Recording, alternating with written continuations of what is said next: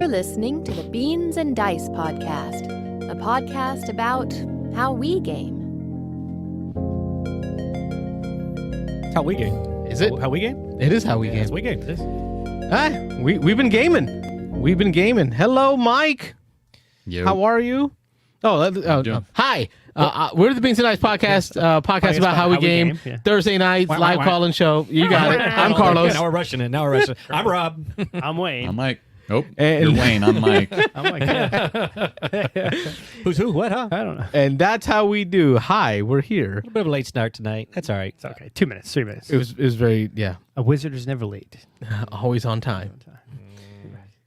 All right, we are here, and we on the table. We're in the midst of midst. There's a D in there. There's a D in there. Yeah, Midst. it's always best when there's a D in there.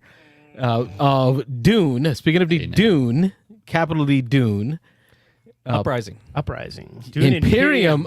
See, I leave the Imperium out. I refuse to say that because the first one's Dune Imperium. Now we're Dune Imperium Uprising. It's Is Dune it- Imperium is it- or it's Dune Uprising. Is it Dune Imperium Get your Uprising? colon out of my out of my game. Yeah, no D's in the colon. Dune Uprising or Dune Imperium. That's No my, that's my colons? call. No. Yeah, Nope. it's just Mike's like, I regret even coming into This this. is the you don't show, wanna be on guys. tonight. Yeah. This is Night, Mike. those listening. This is the show.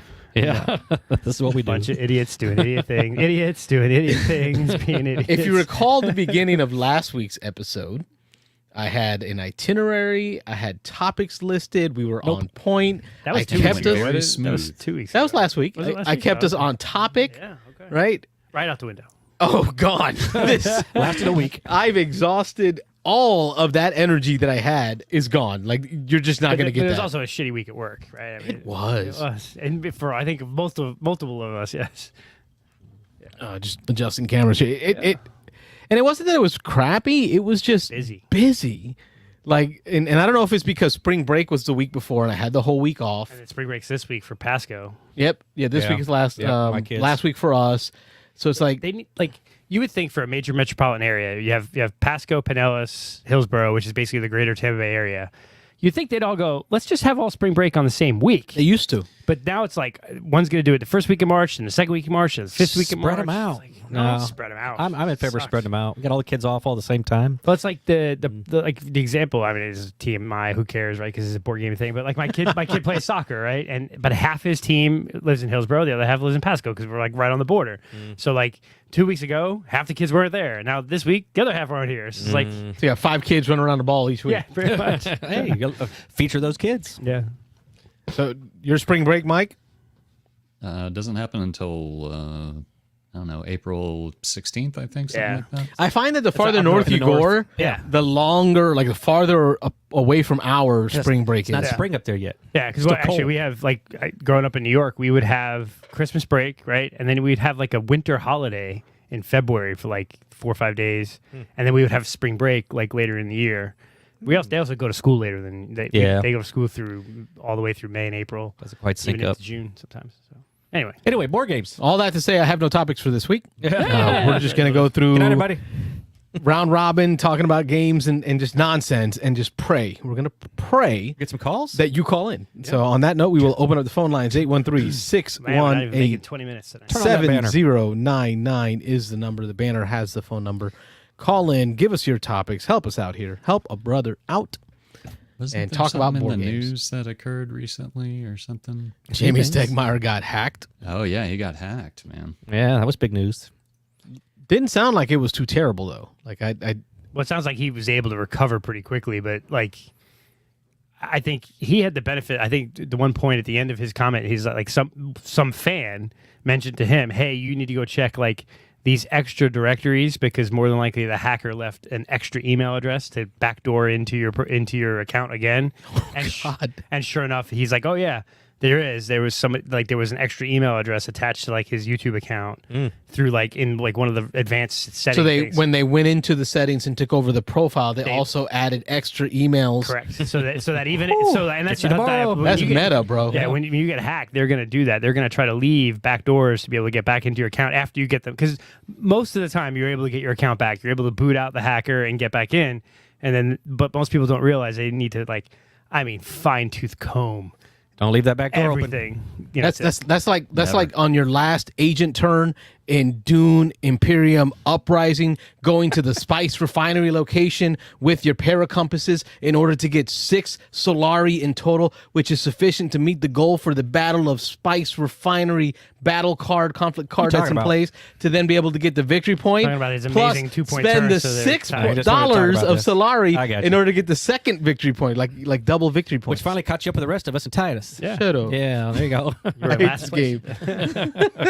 Anyway, What is going on? I don't know. It's off the rails. It's It is. crazy. No, we're enjoying a game of Dune Imperium Uprising, and we're tied at 7 apiece right now. So Yeah, show them where the markers are. 7 to 7 to 7. Look at that. Tied. That's a stack right it's a very there. tight game right now. And I'm on top, baby. And we're Rob's all- in the we're all- middle we're all and kinda Wayne's getting on the our- bottom. We're all kind Wrap of getting our sandwich. points different ways. You've gotten it through combat. You've Yes. been dominating combat the whole game. I've been getting it through contracts. Your combos have been combo-rific. Yeah, the combos with the contracts and finishing up a bunch of those things. And then you've gotten a bunch of points from And 3 here. tracks here. I got a On the, card influence points. tracks. Yeah. So it is diversifying the way you score. Mm-hmm. You know, you can win this game without winning the combat. I mean, I've won 2 combat the whole game. Now, this is my first play of Dune Uprising Imperium. Dune Imperium. Uprising. Imperium Just say Uprising Imperium. backwards. Yeah. Dune. Uprising. Dune Sorry. Uprising. Dune Uprising. Uprising. Yeah. Wayne's first game of Dune Uprising. Uprising, yes, And his but I've- first play of Dune in over a year. Yeah, but I played base Dune a bunch. You know, Just not in the last just year. not the last year. Yeah. And then this is Robert's second game play of this of one. Dune Uprising. Uprising. Mike, what's your status with the Dune series of games? I've only played the first one a few times, a handful of times, and it's probably been way over a year since I played it last. But I was going to ask you guys, how do you feel about this one as opposed to the original? Real quick, just on your experience, did you play with any of the expansions at all, or just base Dune? It was just no expansions were released when I played it. actually. Gotcha. Okay. Nice. So that tells you how long ago it's been.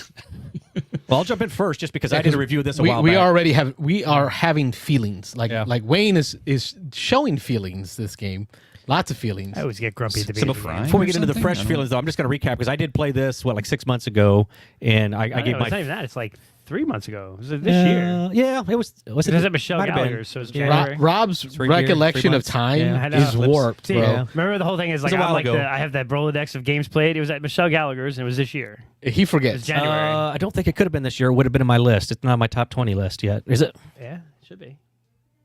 I don't know. Doing I Imperium. have It's to look number back 3 there. on your list there, Rob. Is it Uprising? Yeah, it just Is it up there? Yeah. Okay. So it was definitely this year then. So I say, it's behind me. I can't see it. Very I remember memorable. your game There it praise is. better than There I it is. Yeah.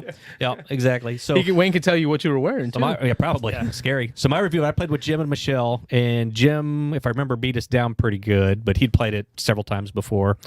And I remember telling the story last time that the spies in this game just messed me all up. This round, this game, I haven't played nearly as much with the spies. I'm wondering if maybe I had your faction where you got to play spies all the time. Yeah. Because I remember I spent at least half hour of that game trying to figure out where to play spies. So, but this definitely adds another layer to base Dune.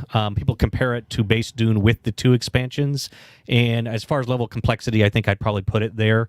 And I'll let these guys express their own opinions. But we were talking earlier, and I Thank you for that. feel that I sometimes just prefer base Dune without all the extra stuff. So I don't know. I'm not sure that I'm in love with this even after my second play, or I'm almost done with my second play here. All right. We'll go round robin, round the table. Passing first player marker to Carlos. I understand, and Rob's agedness, as he's aging here, I think Yeah.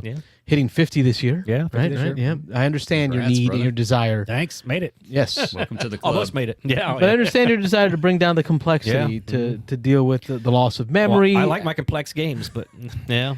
I, on the other hand, am enjoying this much more than original Dune, and I'm just going to say it. I think it's my ADDness. I think it's that neuro atypicalness that I have. My brain just it gets bored easily. I felt like original Dune. I knew what I should be doing. There was always an answer to based on this hand.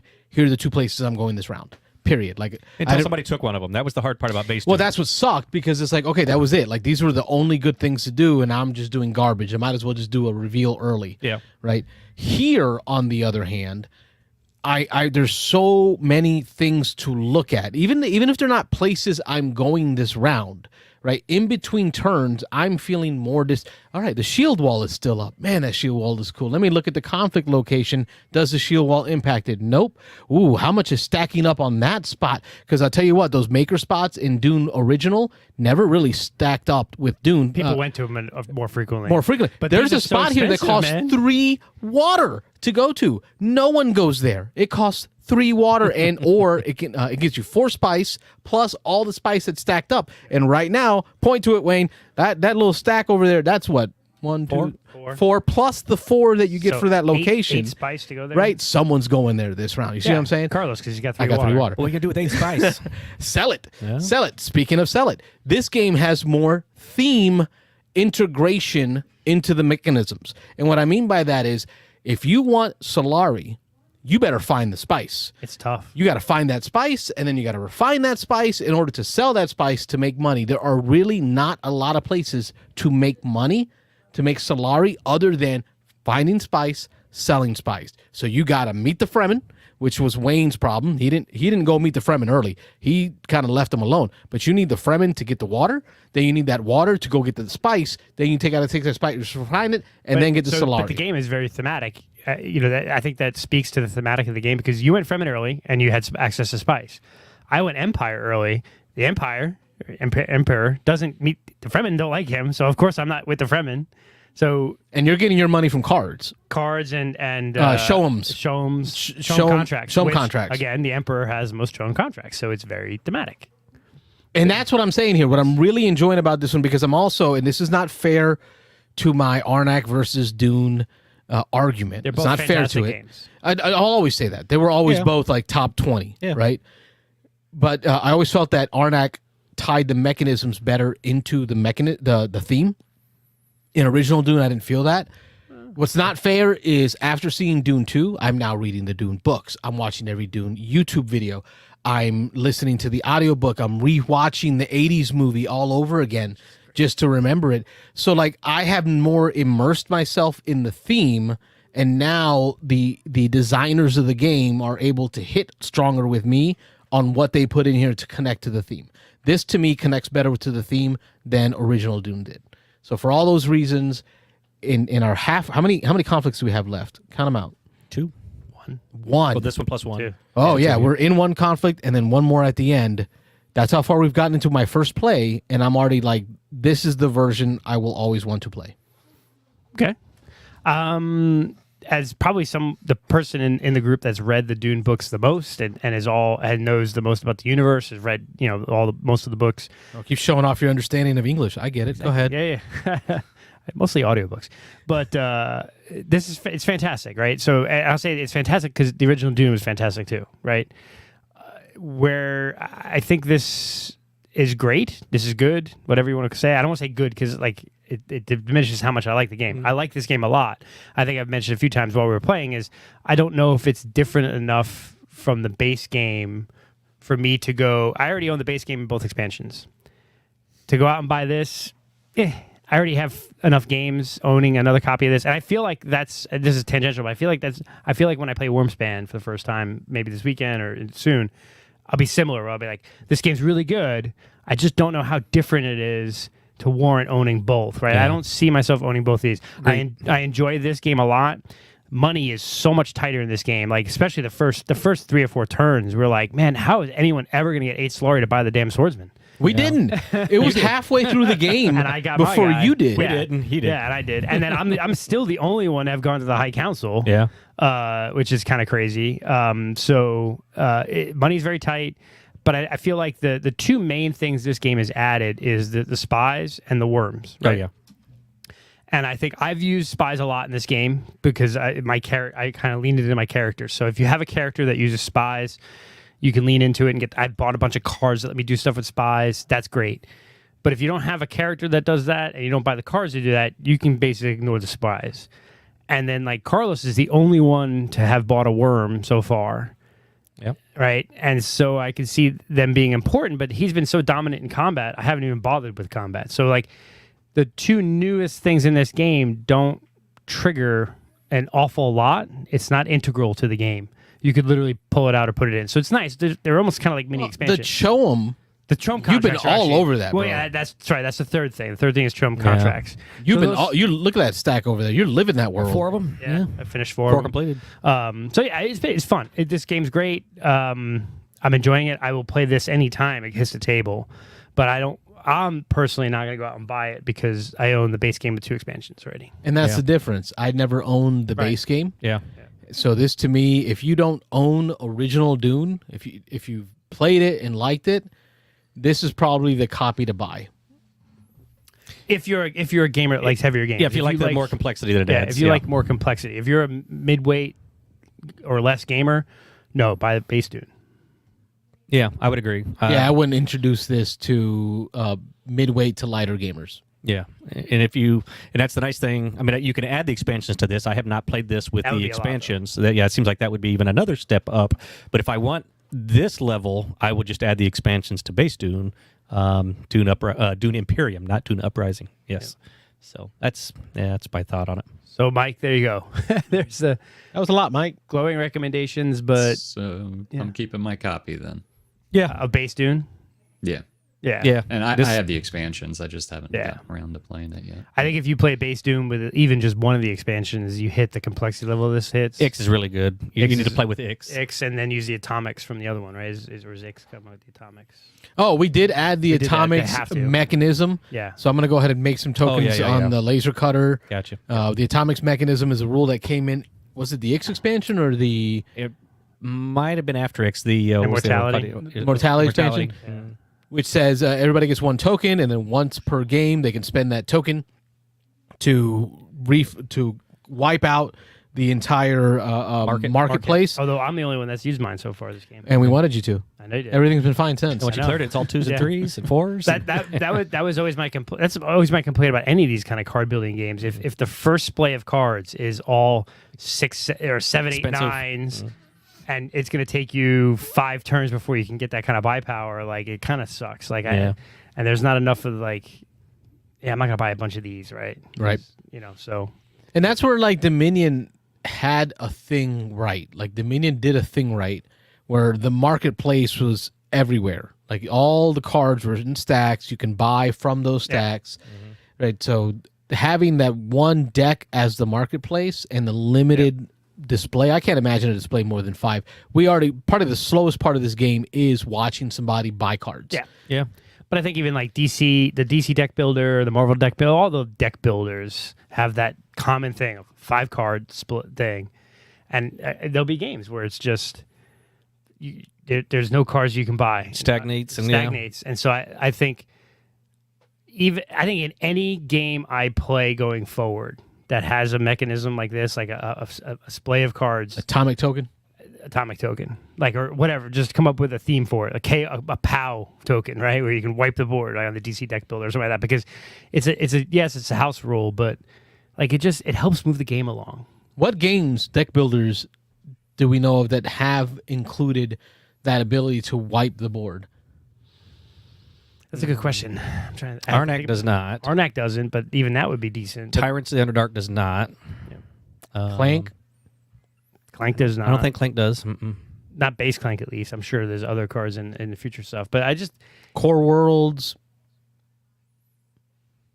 Yeah, I don't know. I can't think of any. Mike, Yeah. you got any? We're out. We're do tapped. you think of any? No, I mean, usually it's games that there's some kind of resource management or resource collection that you would spend that in order to wipe. Yep, Arc Nova. Chad's got it. Yeah, Chad hit. Sorry to cut you off there. Arc Nova. Yep, they got Arc Nova But they expansion. took the expansion for that. The Yep. expansion for that came out after the most recent Dune expansion, which Yep. had it. I think. Yep. That's been a knock for years now on games that don't have that mechanism. I can't remember. There was a big one that integrated that probably 5 or 6 years ago, and then now every time one of these comes out, people are like, "Why is there not that?" Yeah. And so if people didn't do it originally, now they're doing it in expansions and things like that. So Now, it's a double-edged sword, right? Because there's that feeling. I have 9 buy power going into this round, and I know I'm going to grab this. No, maybe not the that card, right? Not the stack, but there's a card in the marketplace that I know only I can afford. Right, like it's mine this round, and then someone spends that atomic and wipes it. Right, that I could have wrapped my whole turn around yeah, that card or that mechanism. pissed. Yes, so it is a double-edged sword. some of the cards on Tyrants you can wipe single cards out. Single cards out. Yeah, destroy a card in the market. Yep. Yep. Oh yeah, that's right. Was it the zombies that did that? There's multiple. I think there's each faction. I think might have a card or two in there.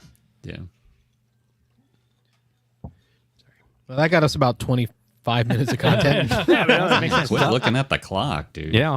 What else is going on in the news? Anything else? Trying to think. Have we played anything since last week? Mansions of Madness for me, Nice. right? Because Nice. Mike, you brought up Mansions of Madness last Which week. scenario did you play? Entry level. Like the What's first the one? first one? I can't remember the name. The one of with it. the you call house. it to You the go in mansion house, 'cause the they're- mansion. Yeah. You're Yep. trying to stop the seance from going on or whatever. I introduced it to my now 13-year-old, so he's never been introduced to it. He's the one I took with me for RPG gaming, and I asked him afterwards, what he thought. He loved it. He wants to play more.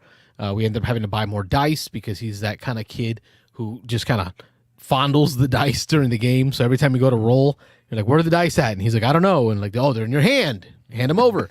So I ended up ordering more dice. But his feelings, so my 13-year-old's feelings, when he's played the Forgotten Waters Oh yeah. through Plaid Hat Games, and he's played Dungeons and Dragons full RPG. He's played Massive Darkness, right? So he's done some of these board games type games, and he says he feels that Mansions of Madness was more on the level of the board game Forgotten Waters in that feeling than it was on the RPG side. Yeah, Right, I would we're- agree with that. Yeah. Yeah. The narrative part of it is awesome, though. I think that you know what, Forgotten Waters has a great narrative too. But there's the Mansions of Madness app. I think there's no better app-driven board game out there. I don't disagree, and the fact that that app still worked really stunned me. The game was 2016. Yeah. Like we're almost going to hit 10 years here in just a couple Why years. would the app stop working? I don't know, like computers and stuff. And then I don't know computers. See, my one big complaint is so they haven't come out with a new expansion for Mansions of Madness in several years now, and they're basically done with it, right? So they're probably going to come out with a third edition. But I really feel like They just came sad. out with one. Not that long it's ago. like 2 or 3 years ago. I think is the most recent one. Has it been that long? Yeah, Well, it's you 2 or guys 3 talk. years. I'm going to Look it up, this look it up. Maybe look it up, but verify that. But so, in the app they have you can enable all the expansions, and you get I don't know, maybe it's 15 different missions or 18 different missions, and then there's 3 or 4 that you can buy directly through the app for like $3.99 a pop. I just bought one this week. Yeah. I got think- one arriving tomorrow. Yeah, I think Fantasy Flight. It's Fantasy Flight, right? Yeah. I think they've kind of screwed themselves because they could have over the last 5 or 10 years come up with additional missions based on the boards and the things Just you have, sold them digitally. and sold them digitally, and it's cheap. All you got to do is develop the thing in the app. You're not producing any plastic pieces or boards or trying to sell a thing. And anyone who has the game and is a fan of it, they're gonna buy it. At $5 a pop, you could come out with a new mission in the app twice a year, 3 times a year. Chronicles of Crime did that a little bit. They Right. used some of the existing components and came out with new stuff. New stuff. Yep. I mean, True. I just feel like that is so short-sighted because I would have Just been a buying cut them. in here. Yeah. So when's the last Path one? of the Serpent Yep. was the last expansion. It was 2019. You're right. 2019. So Oh, wow. 5 years ago. Whew. Yeah. That's so a I've big even- expansion, though. This is Yeah, that was a big one. That was a big yeah. box. Yeah. But that's 5 years. Yeah. But I mean, the last 5 years, they could have come out with 3 a year. That's 15 at $3.99 a pop. I would have bought them all. Yeah. Probably half the people in the game would have bought them Yeah. all. It's a There Like, are I a few digital ones though that you can. That's what I'm saying. But they haven't come out with more. There's only like They haven't come 3 or out with 4 anything digital new, ones. yeah. They have not come out with any new content. And I just I don't get that. To me, that I don't know. Maybe they did the math. But the expansions aren't bad either. I'm looking at the one that I want to buy right now, Mansions of Madness Beyond the Threshold. This is the one that has the Agatha Christie style murder mystery. Yes. And Like it's you're the called cheapest expansion you can buy. too. $17.89 with 2-day free shipping. I'm not saying I'm buying it immediately, but I'm not saying I'm not. Yeah. He's still That pushing was the buttons on first his one. phone. Yeah, right. Purchase. Now, maybe they know their metrics, right? And they know how many copies of the game they sold, and they say if only 20% of the people buy these expansions, but it costs us X amount. But I don't know. I can't imagine that developing those missions in the digital app are that expensive. I think I don't know. I keep hearing that game the digital game aspect is so expensive. Am I crazy? I think maybe to at least initially to digitize a game, Yeah. I could see there'd be a lot of expense and a lot of work there. But if you've already got it set up, just doing expansions and more content on a base that you've already built, I don't know. But I know that Fantasy Flight Games has gone through some like huge shakeups in the last few years. Yeah. And so that might be it, yeah. With the purchase from Asmodee, they got rid of all their miniatures lines to Atomic Mass Games, I think it is, the company that took over like Star Wars for them. They focused a lot of their energy, a lot of their dollars on, and Asmodee's owned by, what's that big conglomerate? The Saudi They Arabian are the conglomerate. conglomerate, aren't they? No, the Saudi Arabian group didn't. They own part of it. It's not Flat River. There is a it's, parent group. I forget. There's a big giant parent They're group. like They a Nor- lost it's like a $1 billion. Norwegian company. It's a Norwegian or Scandinavian. They lost $1 billion or something in the last, Yeah, they all do on their write-offs like digital that. games. Anyway, all that to say that putting energy into a 2016 title was probably a hard sell when they were sitting in the board. They're like, no, we're going to put everything into this TCG for Star Wars. So the last expansion was 2019. I'm talking 2020, 2021, 2020. Like, not now maybe, but I feel like I hope it's not dead. I think Well, it's dead. They're done. But even more, think I second hope edition. that they don't make a third edition. Well, second edition, Tom Vassell predicted. That's where I got that from. I mentioned that on the show a few times ago. He predicted third edition is coming. It's just they haven't announced it yet. So yeah. There's no way. I don't know that. as long as they like do the same thing that they did from first to second, where they gave you the ability to upgrade. Like people who had the They first, better. I will be upset. Because actually, there's 2 expansions in the second one that really are just all the stuff from the first. And if you had They're it, worth a lot of money. Yeah. I know, right? I'm so tempted to. If I hadn't destroyed the expansion boxes, I'm I'd probably not sell selling them. mine, man. Yeah, It's no. so funny. Pablo 'Cause 42 says, I want to try it. I just can't get over the big square bases covering the board art. That's the acrylic. Speaking Answer of that, which- Mike. Answer that, Speaking of Mike. which- yeah, go, Mike. Share your. So yeah, you can actually debase all your minis if you want to. Well, the monsters don't come on bases. You place them on there and you put the little squares underneath them. But you can actually buy clear bases and you can cement them to those so that it doesn't cover up any of the art. So you've already done that, Carlos. I'm waiting on mine to arrive tomorrow, I think, so I can start doing that to all of mine. Do you just cut off the little knob that usually sticks in the plastic thing and then glue it down? I've seen people drill into the clear bases, and Okay. I've seen people cut the knobs. What are you guys laughing about? The comment in the Mr. Stupid Jeeves, Kyle Jeeves. Stupid Kyle Starts off, Jeeves. I'm listening to Carlos speak, but I can't help but be distracted by the fact that he has viticulture in Tuscany in different areas on his shelving. So Do I? Get it together, Carlos. Get it together. The culture's up there. You got to get all your Where's- Stonemeyer stuff together. Where's Just wherever you Tuscany? can fit it, man. He just throws it up, just like he puts his It's games behind away. the Just board. find a spot on the Oh, shelf, it is, throw it yeah. up there. Yeah. I don't know. Listen, I don't live my life like that. That's funny. Good observation, Kyle. It was very distracting. Robert and I looked at each We other, started and then we started looking looking around.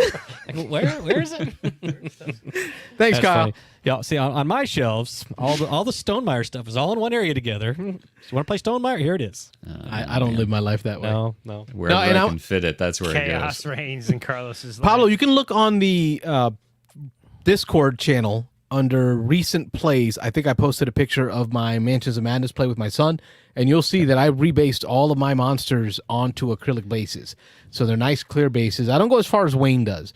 Wayne goes as far as not even playing with the miniatures anymore. He's already shared that. We talked about that earlier Oh, today. hell no, man. I could, You have to play like, with I the minis. tried. Now I tried. I probably would, but like I normally play Mansions of Madness with my wife, and like sliding the little card into the black base and putting the monster in it, put it on the board. She's like, screw all this, and just puts the little cardboard shit down. Like that's it. It's like Nope. No.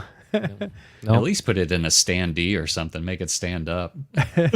Card set up. I will pull them. I will pull the token out. I will read the back of the token. Right, this is the type of monster we're talking about. I'll give it stats, and then I'll set it on the board. But the mini goes in its place. Wow. There's not that many. Not that many minis.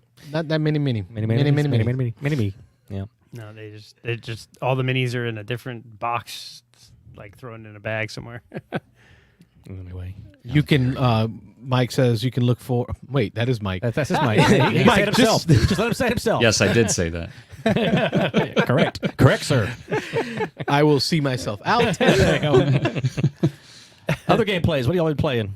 Other stuff. I actually played Elder Sign this past Oh, week, all right. which I enjoy that. And then I taught my. But is that the dice game? Yeah, it's the dice version. I could never. It's tough. It is what I have the app. Yeah, and I've played the it in app is person. Ridiculously hard. Like, I have it's the not Elder even Sign, worth playing. I have the Elder Sign app, and I don't think I've ever won. Really? Like, yeah, it's really tough, man.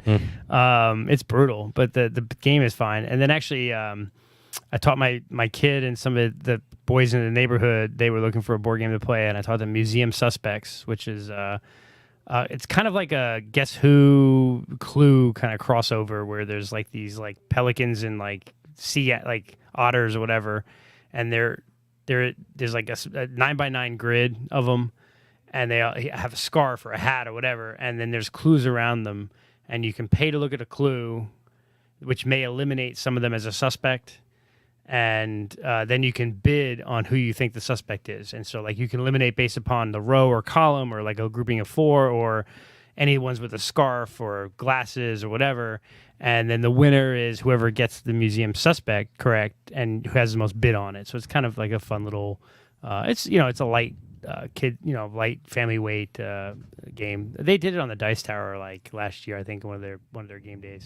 So it was fun. We played that and taught a couple of kids in the neighborhood too. They enjoyed it. So Nice. that was it. Other than just tons of work. This has been a busy week. I didn't mention with my Mentions Madness play, what was really interesting was the insanity mechanism, because I did go insane early in the game, and my insanity was Misery Loves Company, which says the only way to win is if one other player is wounded or insane. Same. Yeah. And I just could not get my son to a place of wounded or insane. I didn't heal him. I had opportunities to heal. I didn't quite throw fire down. Like, I didn't go that crazy and like throw fire everywhere. However, I did kind of help him win. Like, I gave him the things like the lucky rabbit's foot, lucky cigarette case. Like, go run away, go save the mission. I'll fight the big baddie, and I stayed behind, like damn near died, so that he could win the game. But I felt that was like the role play part of me. Like, although my PC, my player character, was going to die and not win at all, the overall mission would succeed. Well, it's cooperative. Yeah. In the app, the BG Stats app, I had to select that he was the winner. Oh. I was a loser. But at the end of the day, I think it was for the best. I think Mike, you've probably played it the most next to me in this game. I think my only complaint is that sometimes the puzzles in the app are like too Oh, I hard. freaking man. love them, man. Yeah, Hard? Yeah, sometimes. On some of the other ones. Which ones? Like, I let my son do, or my son did. He did the Well, there's like one where the you slide puzzle There's a slide puzzle where you have with to the blocks. get the block right, but in that mission you did, that's like the easiest version of it. And some of the other ones, it gets harder. Okay. And The it's ones like that- bigger. And the ones that I find the most challenging are the ones where you have to put like the symbols and colors in the correct order, yes. and then it'll only tell you you've got one correct, but it may not be in the right spot. Like, Yes. those are the ones that kind of throw me for the loop the most. I still enjoy them, Yeah. like immensely. To me, those are like Yeah, those are the real fun part of it. I don't mind them, but every now and then we'll come across one where for some reason my wife and I are just like, I'm not figuring That's when this you got to out. load up on the magnifying glasses so you can keep spending those and stay in there. And Yeah. God forbid you're in darkness. clues. Oh, that's the worst. yeah. Can't spend clues in darkness. Yeah. And then that was a and question. That was a question I had. Maybe y'all can help me out with that. When it comes to darkness, it's like you're in a darkness space. The space has a darkness token in it, right? But during the mythos phase, the monster will do it'll reveal monsters in an area of darkness. right. If the But I have a darkness isn't lantern. there, oh. But I have a lantern, right? Lantern it's says not that dark. Lit. It's not dark then. That's what I'm thinking. yeah. Yeah, But it's if not you enter a dark space then. with darkness with a lantern, the darkness goes away. If you have a That's my light thought. source Yeah. and you walk into a darkness area, it's no longer dark. Okay, so I can, because it says the player can ignore darkness, but I'm like, I'm not in the player step, I'm in the mythos phase. So I played the rule on the favorable for us side. Yeah. Yeah, that's how you should have played it. Yeah. Okay, good. That's what you all are here for. I spend all this money Answer on questions. cameras, Yeah. equipment, streaming To teach you how services, to- The rules. Yeah. best uploading I can possibly get through my internet provider, also that I can get a question answered on a board game. There you go. There you go. Yeah. Worth it. I was Every going to dollar. say the one mechanism that prevents you from like truly soloing that game is the going insane part of it, because it's always like some random thing, and sometimes you're not allowed to talk, or you have to. When we were playing at DT Dice Tower West, Dan became insane, and his thing, which we kind of figured out like after a few turns, was he always had to go first. So he, every time we were like, okay, so what do we think we're going to do here? And Dan's like, well, I think I'm going to go do this. And he would just do it like immediately. I wouldn't even give you a chance. The thing is, that's Dan, right? on a regular day, Yeah. you guys talk about what you're going to do. I'm doing this. Yeah. So, I mean, I enjoy that part of it too. I really do want to try the Lord of the Rings version of this. we went through it. Yeah. Robert and I finished the whole campaign. Was that, Is it under good? whatever? Yeah, but it's very campaign I heard driven. That's I heard the downfall. expansions like really improve upon the base game of that one. That's got to be it, because it did not. We finished it. It was okay. And listen, my ADD brain, I think I finished like 2 games in my entire life. Yeah. Where the whole games. campaign was done, and that was one of them. Journeys in Middle Earth. Yeah. Training Middle Earth. That was it. Yeah. By Fantasy Flight Games. What I enjoyed about the game was the fail forward aspect, because Yeah. I didn't like the idea when it said it was a full campaign, you had to finish from start to finish. Yeah. Because I never do. Like, I just never do. We start, we never finish. But when it said fail forward, meaning if you fail, something impacts something later and you can keep going. I was like, all right, I'm in, because I don't have to redo. Like, it wasn't like Gloomhaven where you got to redo the mission, because I'm out. Like, I lost it the first time, I'm done. I enjoyed that piece. I enjoyed the different map styles, right? Because it had the Zoomed in, zoomed out. Yes, the macro map where you're zoomed in on Little a specific combat area. inside combat area, and then the micro like pulled out Overworld, yeah. hexagons, right? Hexagonals. That thing, spaces where you're looking at the overall like maps of the area, Yeah. and the mechanisms for moving around in both were different. I really enjoyed that part. I wasn't a huge fan of at the time. Let me say this. I'm going to be honest. At the time, I wasn't a huge fan of the deck. Oh, sorry. Go ahead. Oh, you were always there. Yeah. The deck mechanism, the Gloomhaven style. Was Gloomhaven out when this came out? I think it was. Probably so. 'Cause we kept talking about I it. think so. Yeah. It had the system where you would flip cards from your deck to determine successes for test. And I just didn't. I was still very much my dice, kind of a grognard mode. But looking back at it, I think about all the times that we had to make decisions on the cards that we flipped. There were abilities on each card when you flip them that can be triggered, so I can use it for its ability or I can use it for its symbol. And all those things actually were pretty cool. Yeah, it had some innovative stuff. It did. I didn't like I'm a completionist gamer, and I didn't like and there's some of this in Gloomhaven, but you had to leave a lot of stuff behind. You had to leave you really had to make some decisions, and there was like 8 the different timer. points of interest, right? And you only had time to go investigate 2 out of the 7 or 8 things that you could do, and that bothered me not knowing. Unless you played the campaign multiple times. Yeah, unless you played it over and over and over again, which I guess it lent to replayability, but it bothered me not knowing so much that we had bypassed so much. We never knew what was behind that rock. Or You what got a was behind that hint door. of something is here, Yeah. but the shadow phase, I think is what they called it, Yeah, the that shadow sounds right. phase. Yep. When that triggered, if you weren't moving, it was killing you. Yeah. Like worse than the Mythos phase in MOM, in the Mansions of Madness. Yep. So Rob was right. We're like, hey, we want to check out that breeze that went through that flower bed. Yeah. We ain't got time for that. Let's go. Orcs are that way. Get running. Which was good for me because I'm that guy. As an example, when I play Red Dead Redemption on Xbox, Yeah. I'd find myself sitting on a boulder shooting vultures for 10 hours. So does one of you guys Speaking of own the which. game? No. That was who owned that copy that we played? Was that That was mine. But that was your I copy. sold it. Oh, you sold it. Ah, That's you right. sold I it. sold That was it one of the to Yeah, Chester. That's right, Chester. Chester. I was thinking it was Chester's version that we played Because but you sold it to Chester. I kept it within a friend. So I knew that it was going to get love. He was like super looking for it, but I did keep the Lord of the Rings mat. That play mat yeah. is gorgeous. It's just a map of Middle Earth. But speaking of which, Mike, you said? So you were talking about Red Dead Redemption along similar lines. So The Witcher 3 is on sale this week on Steam. So I have like a little group chat going on with like all my kids. And I was like, Witcher 3 is $10 this week, blah, blah, blah. And my son Matthew says, oh, yeah, I have that game. I'm not very good at it because it has... He calls it side quest suicide. Because you're basically not even staying anywhere near the story, but you do all these crazy side quests that are preventing you from Advancing. progressing throughout the regular story. So I know exactly what you mean. When I was a big GTA 4 player, I would just go and find the fastest car and see how far I could jump it. Like, I mean, I was so easily distracted by stuff like that. I'm just the opposite. I would complete all the objectives and then go screw around afterwards. But I want to see the story first. So that's why I can't play sandbox games. I can't do I've it. tried playing Red Dead. I played Red Dead, and I played Skyrim and the other ones. And I'll be like, level 72, and like I walk up to like the dragon. I'm like, one hit. He's punching him. Because it's like Fallout was I the one. did all I like squirrel. And like over Fallout would always, that's the one that always got me sidelined. Fallout, I would always do all the side quests, and it'd take me forever to complete the main story. But all the Fallouts. The only ones that could keep me on task were either the Just Cause series or the Far Cry series, because I just love taking over all the bases. I love the different ways of sneaking around or just going in all gunplays.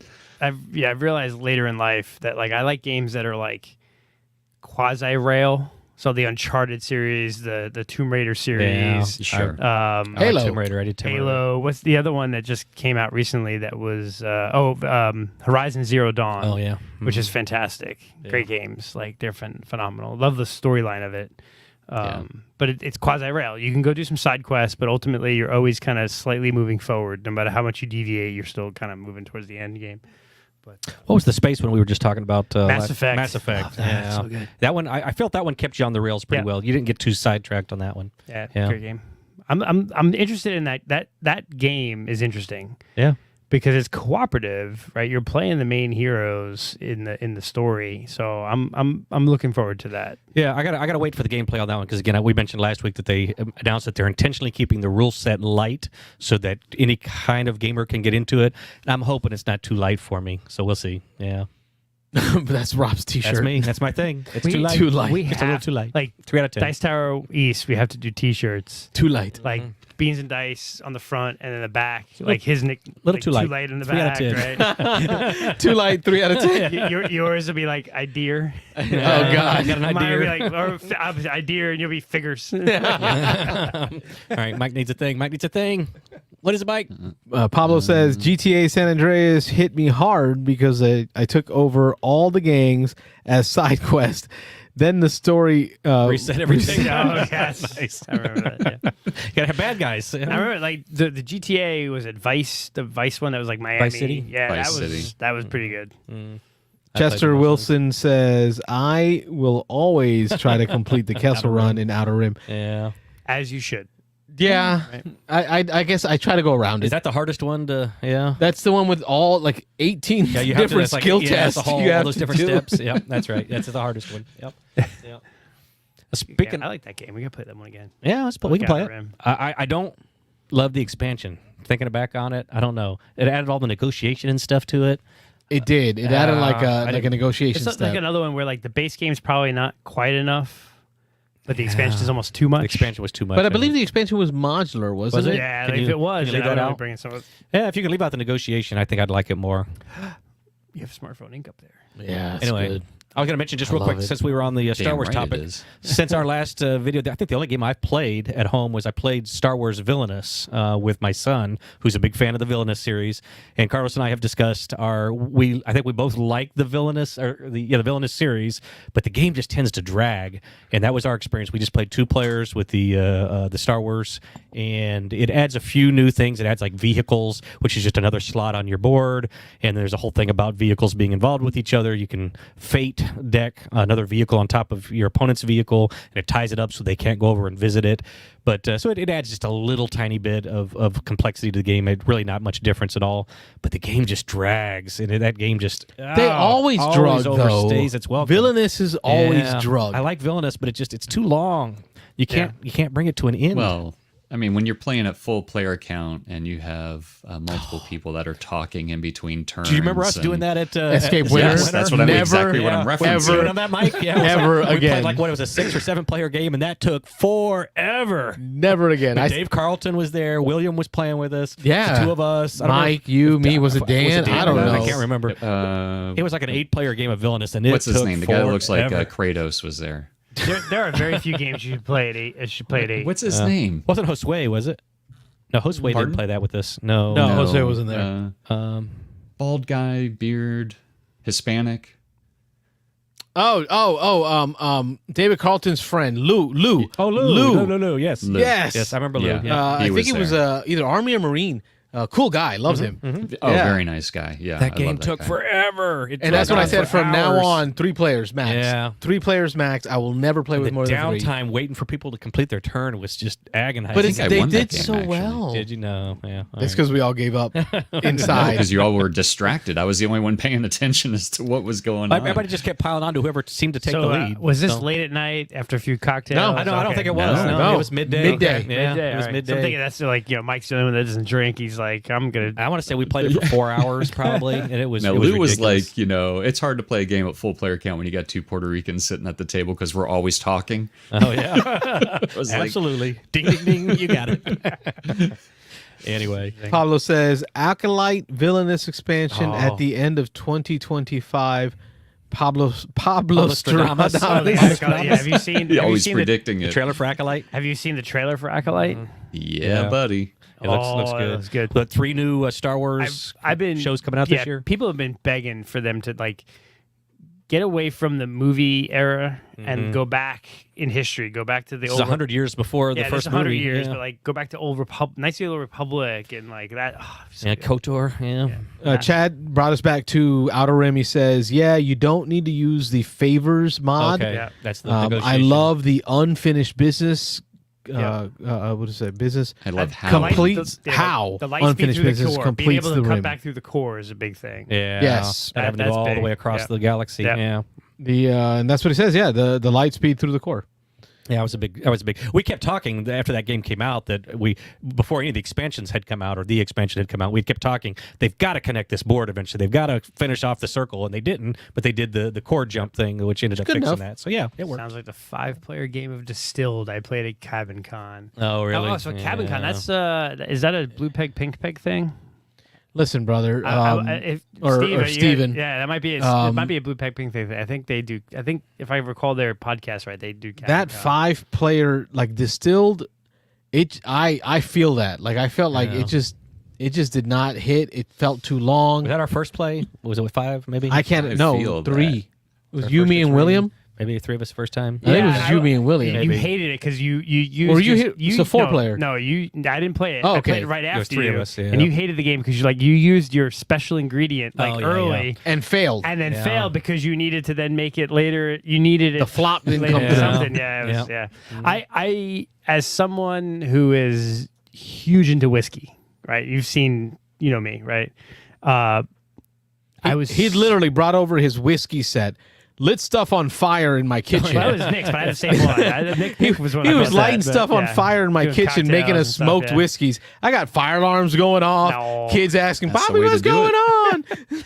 But Distilled sort of disappointed me with the first play. I was glad I didn't back it at the price point, but I picked it up cheap at Your Turn's Your Turn closing thing, sale. yeah. Mhm. So I will play it again. And I feel like there's either an expansion or some house rules to really make it sing. But yeah, I think there's some issues with the game. But similar with what's the other one? The Paleo Americans. What's the other one? Oh yeah.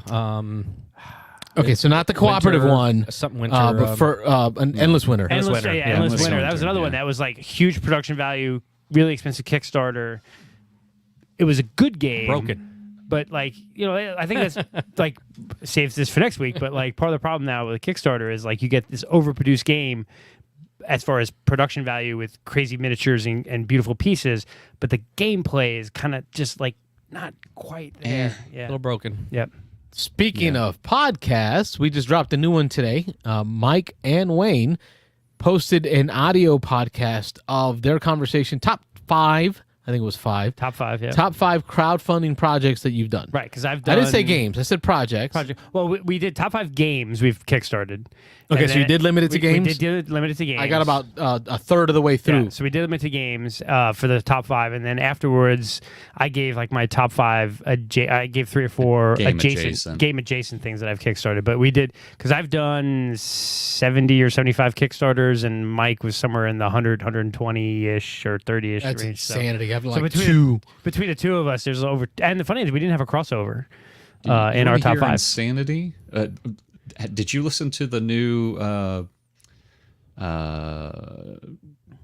Secret Cabal Express episode? No, it's on I haven't gotten to that yet. That just came out this week. And it's so ironic as they were talking about like Kickstarters and Yes. I did listen to that They one. were adding up the guy. That's the guy with the southern accent. I forget his name. Tony Topper. Dude, you know how many games that guy backed? It's a lot. Like alone on Kickstarter alone, not including GameFound, on Kickstarter alone. And he said he started in 2017, I think. He had over 400 games that he backed. That's a lot, man. And then on GameFound, it was like another 130, 140, some ridiculous number. And not only that, the games that he initially, I think he was going into, but then he like ended up not backing it, was like over 100 games that he was in on. And then it was like, so total between the two platforms, it was over 500 games that guy had backed since 2017. Yeah. There was another episode like a week or two ago. Mind-boggling. Yeah, they were going through like recent Kickstarter games and like the Don, right? And they're like, yeah, Don's back this one, and Don's back this one, and Don's back this one. And like at the end of the episode, Jamie's like, hey Don, I just added up all these Kickstarters you did in the last week, and it's $1,000, dude. It averaged out to like $70 a game. Or something. So Yeah, it Don was like, "That's pretty good. $70. That's a deal." And the funny thing is he talked about like, you know, when he would do the news, like when Tony, because it kind of shifted, like it went from Don backing everything to him pulling back to Tony Topper. And then he was talking about like, because he always does the news, you know, so he said, when I'm prepping for the news, I'm like, oh, look at that Kickstarter. And then he's like, by the time I was done prepping for the news, I had backed all the games anyway. You know, like he was going back at all the games. Somebody's got a problem. So, Listen, it is a fact. I'm sure if I asked Amazon Oh, to you don't want to know. data, games you give me bought. the data You've on backed the a lot of games. trends. You just did it through Thursday nights, it's probably the night when most of my games have been bought. Like I'll be sitting here, somebody mentions it, and I'm like, you know, we've had some libations, we've enjoyed some games. Like my willpower is weakened. You are very much a shiny red ball squirrel. And you're like, you buy a game. for sure. He's But always been that way. Tony Topper, the idea that he's got to prepare the content, the conversations, the list. Like, how could you not fall prey to all that marketing you just watched? Like, you just went It through all works. that marketing. It does. Yep. So I just we got- backed a game today because of an email I got. It was you go. ridiculous, man. No, the one above Steven, he's got you got to do it. So highly recommend. So Mike and I just we're trying to get back to doing the podcast a little more frequently, which is a companion to this show. So we love feedback. There's a channel in the Discord. When you do have your top 5 and you listen to our episode, then I'd be interested to see what your top 5 is and how it compares to ours. We have a channel in the Discord for this Yep, we podcast do. specifically. Yeah. Yep. So And you know, I should- Steven, this is a crowdfunding. call-in show. So true. Okay, you know what? That's a great numbers, reminder. It's been 56 minutes. 813 618 and I don't. Did we get a call Where at the all hell last is week? Ron? No, We we did did not. not, yeah. I think No our first Ron, week, no maybe Nick, ever, we didn't get a no- call. Yeah. Oh, Kyle's watching. He commented. Yeah, Mitchell, save us, man! Come on. Somebody. Mitchell's I think last week might have been our first ever without a call, right? Call, yeah, maybe. Do you remember? You remember It was a good ever having show. Yeah, I made a bunch of shorts out of it, Yeah. so I had to listen to the whole show I made all a over couple, again. couple tops. Yeah. Yeah. Shorts Dad and tops, jokes. tops Dad and shorts. I listened to the whole show. I made a bunch of shorts out of it. Holy crap, that was fun. Watching, I think it was almost 1,000 people got introduced to our channel. Yeah. just because of the shorts. So I'm gonna keep that going. Yeah, it's good. The YouTube shorts are good. It's always amazing, but you know what? Like, I made the comment to you, like how quickly, like one of those shorts had like 500 views or something like Yep. that. I'm like, but then I'm thinking about, it, I'm like, well, the moment my kid gets home from school and he's relaxing, he gets a short period of time to relax. He has his iPad. I just see him doing Oh yeah, mine too. Shorts. Yeah. boom, short after short after short. I'm like, oh, there you go. That's why they get 500 views so quick. Well, part of it was me. Like I just could not help going back and Watched watching over and over. watching Mike get mad, like over and because Mike is so level-headed.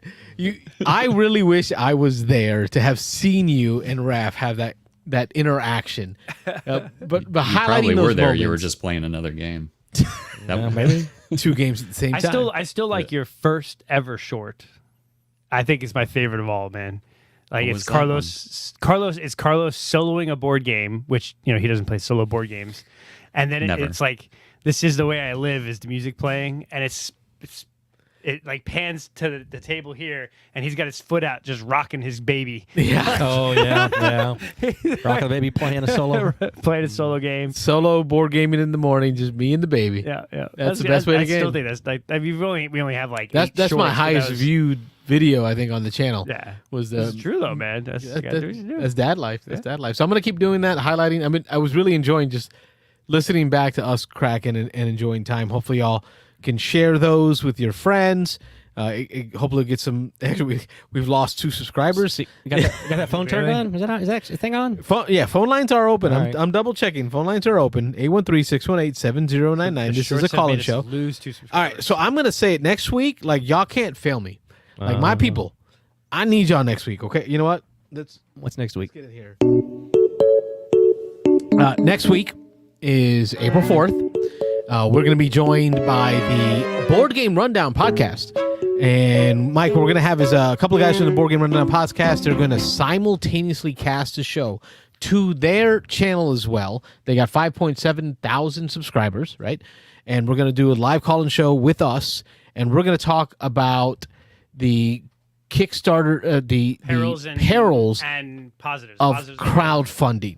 So, Mike, you've got to be here because You got to carry us. of us. Yeah, you got to carry us. Oh, Wayne can do it. Me and Carlos cannot. Rob, myself are probably going to be doing some 2-player, I don't know, Seven Wonders Playing a game on duel. the side, yeah. While you and Wayne get to talk with those guys and hopefully some of our callers next week. My callers, I need y'all represent for the beans.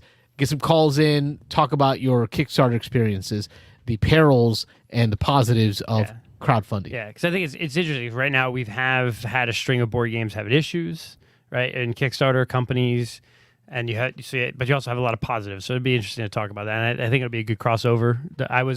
This was a show I was on in last Thanksgiving with their Friendsgiving episode, and they're real good guys. They have a Whiskey Wednesday. They do a nice show on Wednesdays, so it'd be good to finally have them on the show with us and cross promote there. So Cool.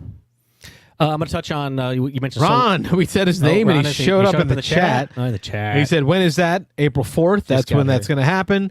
It's a call-in show. He says he just got here. Phone lines are still open. 813-618-7099 is the number. As I say, talking to solo gaming, so I played Under Falling Skies for the first time. I got this in a, was it gift exchange, I want to say? Yeah. Maybe Christmas. over Yes. the holidays. Yeah. I think it might have come from Daryl. Can't remember. Yes. Okay. Daryl brought some good games. Yeah, he brought Thank some you, good Daryl. stuff. Yep. And I've been hearing about this Thank one. you. Yeah, thanks, Daryl. I appreciate it. Appreciate you.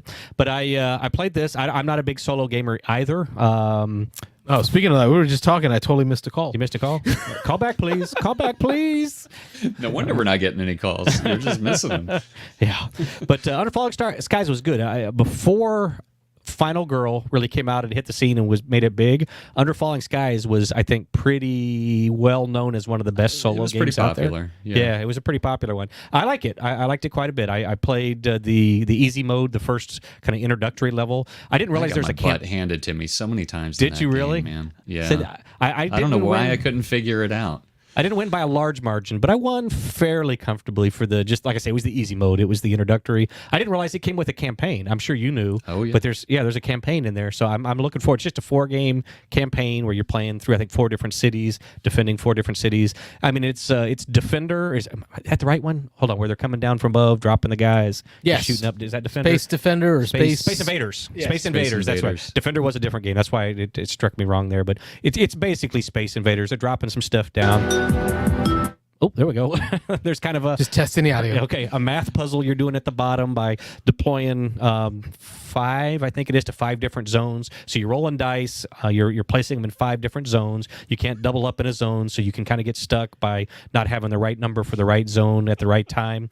But it's a fun little game that you're firing up, you're killing these things. Mothership is coming down from above, and you've got different things you're placing your I don't know, your markers on at the bottom. You're tunneling out to try to open up new spots where you can place your cubes to then try to destroy these things that are coming. And then you're trying to research. The main thing, the way you win the game is you've got a research track, and you're trying to research the aliens up to a certain level before one of like 3 things happens to kill you in the game. And I enjoyed it quite a bit. Yeah. I don't know. I don't think I enjoyed it as much as you did. I didn't ended like it up so much? getting rid of it because Oh, I did you? didn't think I was going to play it anymore. Yeah. But yeah, it was pretty popular back then. I need to make an laughing announcement. because here I we didn't are. turn- We're complaining that we are not getting any calls, and then we have people in the chat saying, "I try calling in, it's just going straight to voicemail." I'm sorry. No, I I'm didn't see sorry. that. So that's what y'all were. I was trying to Was fight it it, off. I didn't know what was going on over there. But Was this a picnic issue, Carlos? No, it's an ID10T. Yeah. It's an ID10T. It's a key. Well, picnic, problem in chair, not in computer. Oh, okay. oh, no. there you go. He thought you meant eating sandwiches. He got me all sad. Now I was hungry. Pretty much the ID 10T. It was Yeah, a same pep. thing, It was a yeah. pepcac. The problem exists between chair and keyboard. There you go. I'm learning these. We fixed the phone. I do like your GoldenEye music that you had going on there. There you go. I gotta say, That game was so good. holy crap! This is the best pause music ever.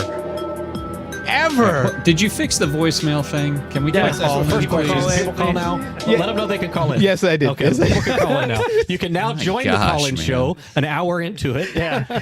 Hour and 4 minutes into it. There is no pause. Like whoever dropped that jam for pause music. All right, we do got a call. Case of a fast pickup. Oh, I picked up too fast. That's my buddy Ron Frazier. Let's see what it says here. To press 1 to take this call. I gotta press 1 to take this call. How do I press 1? Uh-oh, you better I get gotta to press the- 1. better Hurry get up. to the thing. Press Hurry. 1. Beans and Dice podcast. You're not there. Carlos, No, I tried. put the rum away. Stick to soda. Don't get a call for a week and you forget how to use the phone. That's what happened. Listen, my son brought me my phone. Oh, so you're gonna blame your son for you're messing gonna with blame the your- phone. Here it Yeah. is. Yep. 13-year-old son for Yeah. screwing up the show. Blaming the Dang it. kid. It said I answered the phone too fast. Say get rid of him. I've never seen that before. How did you answer the phone? Please call back. Please make this a call-in show. Please. I think next week we're switching seats. Rob, Yeah, you're in yeah, charge I'm of gonna the start phone. running I need to I'm gonna start running hire the phone. an engineer. Yeah, he tries to do it all over there. I told I him. do. Just I try to spread a manage. little out. Let's- Somebody's got to play the yeah. GoldenEye All music right, while getting the show going. All right.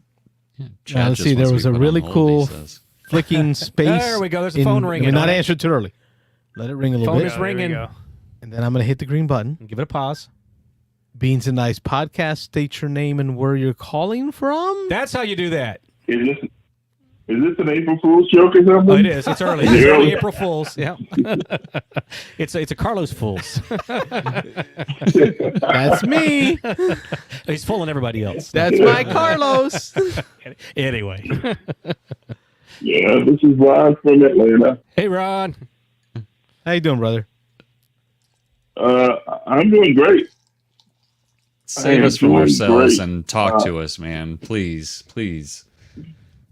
So I heard. I was just talking about, popping in the chat for a little bit. I thought, I wasn't going to call. I was going to pop in for a little bit and then get ready for bed. But you guys encourage people to call in, so I tried and tried and tried. It's a two-way street there. But yeah. So I'm not going to be available next week. And now I feel bad because like Jim or Chad Stilson called in, I missed it, and then Ron jumped in, and then in the middle of this call, Chad tried again. Poor Chad. All because I just couldn't get it all together. But we got Ron Frazier on the line in Hotlanta. We got another hour. We're good. It's been at least 2 weeks since we talked to Ron, and he had a wonderful video that he contributed to the Board Game Breakfast. Shorts. Oh, and our Where, shorts. of course, he did not fail to bring up Super Show. Super show.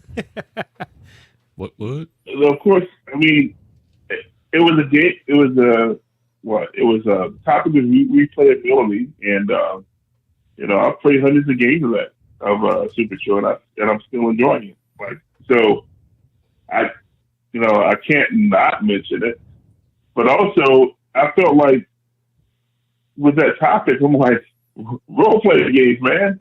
Like, I know it's a board game channel, but I mean, even they're running Tom's running a D&D game on it now. So it's like, I feel like it's fair game. You know? So, I mean, if the man himself's going to run a D&D game, yeah. Here we go. What was that? No, I was saying, yeah. If go ahead. You can, my bad. You can finish your statement there, Ron, and then I'll jump in. Oh, but so last week I was in Lake Geneva, Wisconsin, and the reason I was there was there's this convention called GaryCon, and it's a really neat blend. Like, it's primarily a role-playing game time, but I'm going to talk about some of the things that are tabletop game related.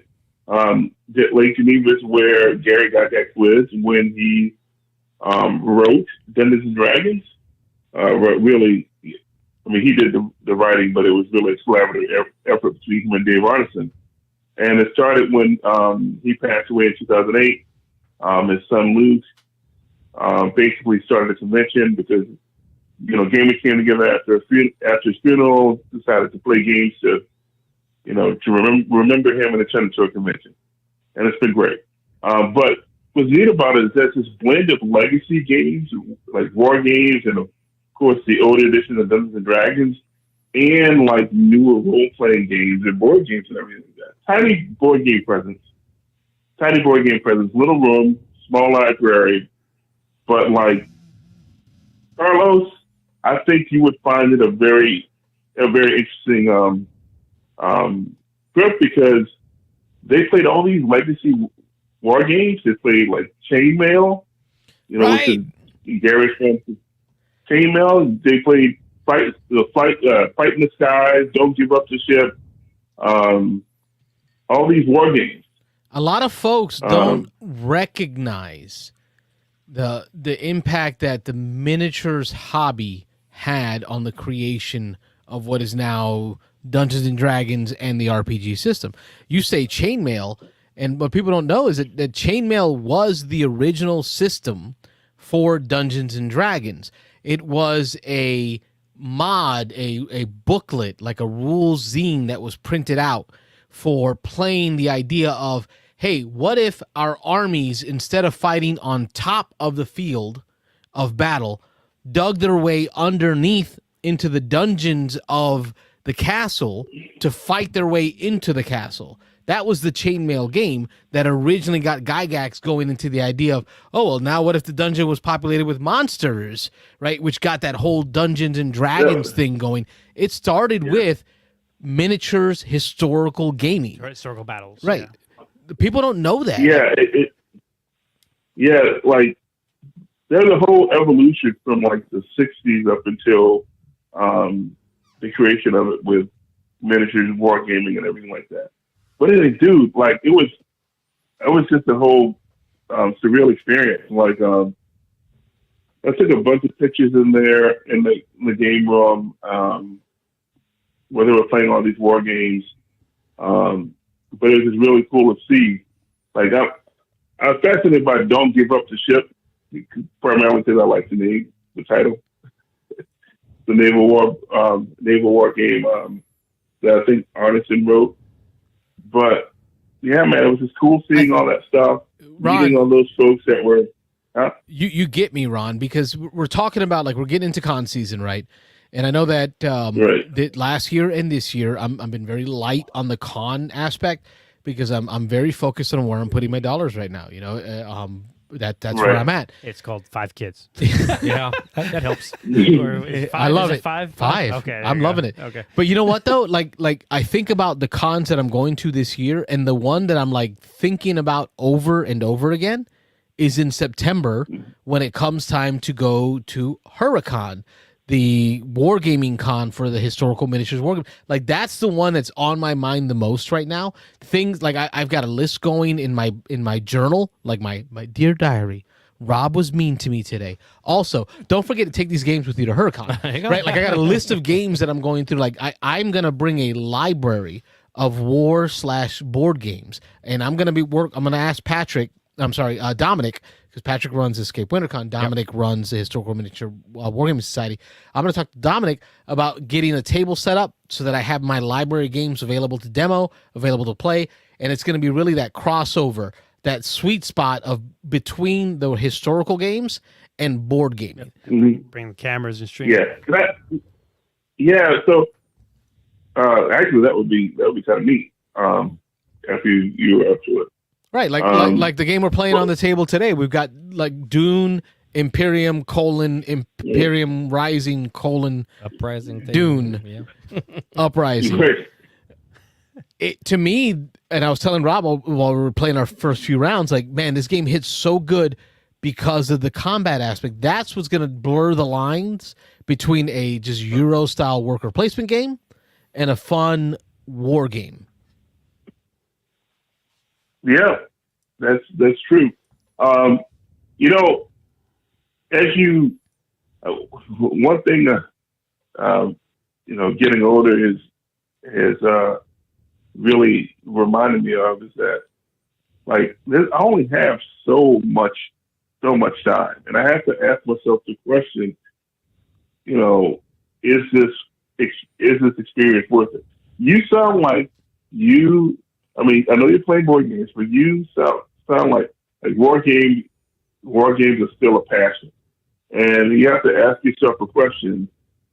Okay, if I go to X convention, what are the chances I'm going to get to play, such and such a game versus,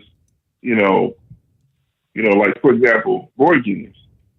Well, there's so many board game conventions. There are board game meetups, right? You get a chance to play board games all the time. Now, how often do you get a chance to play, like, the war games or the miniature games that you really love? I'm willing to bet it's not as much. Those opportunities are not as plentiful. You know what was great? Like times were wonderful when Rob had no friends. Like, it was awesome. like Rob, it was just me and Rob. And whatever I put on the table, Rob was all like, hey, let's go. Let's give it a go. Like, okay, it's a war game with minis. I'm in. But now Rob has so many options of people to play with. And then I made friends. Carlos is like the guy from the Narcos sitting in the just kind of like, sitting there like, I'm waiting for Rob to tell me he's bored and has no one to play with. No more friends. So Ron, let me ask you a question. I have a question, and then I'm gonna have a request later for you. But so the question is, so Gary Con is something that's always interested me because the role playing and the historical aspect of being, Gary, Indiana, and where basically TSR started, and I follow a lot of the original TSR and D&D people on Facebook. So like Tracy Hickman and Margaret Weiss and like Jamie Chambers from like those things. They're all going to that con, but are they all kind of just hanging out amongst themselves, or you get a chance to play games with them or interact with some of those folks? Well, if I had a gold membership badge, I might have had a chance to play the game with Margaret Weiss. Okay, but so what's the difference there? Explain that. What's the difference? Yeah. Gold, it's just a higher tier badge, so you get higher priority on game events. Okay. And then there's the VIP badge, right? So, but to answer your question, Wayne, yes, you could actually get a chance to play games with these folks. Nice. Like, if you guys didn't see, I met Paul White, the Big Show. Yeah, he was awesome. Oh, nice. Yeah. So, nice guy. We talked about daughters and whatnot. But it's like him and Paul, Tom Morello and Joe Manganiello, basically that whole group, they were there at GaryCon to play games. Now there were, VIP guests, of course. Right. But like they weren't there, like just kind of off in the corner with people around them, keeping away from people. They were amongst the people. I'm sorry, you can't call yourself the Big Show and like go in the corner to play games. Yeah. He's a big dude, man. Yeah. So the thing is, like, so so there's a game open, and Joe Manganiello's sitting there, or the Big Show's sitting there, or Tracy Hickman, Margaret Weiss, whatever, and there's a couple of seats open.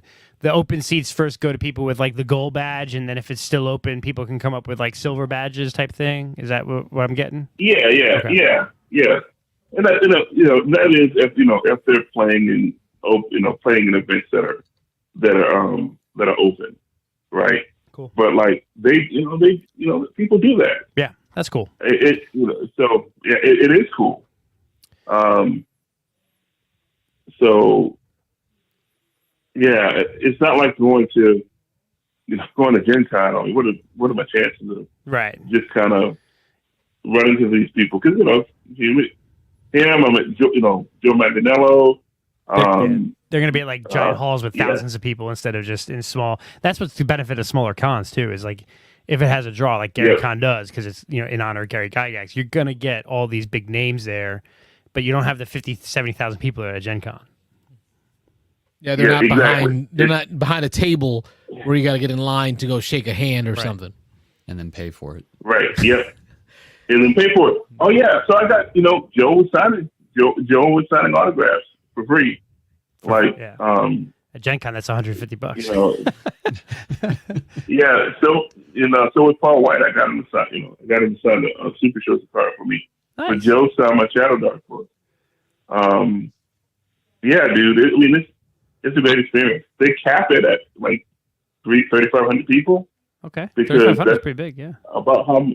That's about how many people they could handle in the convention at the resort hotel they hold it at. So. Did you go in with your one-piece stretch, leotard?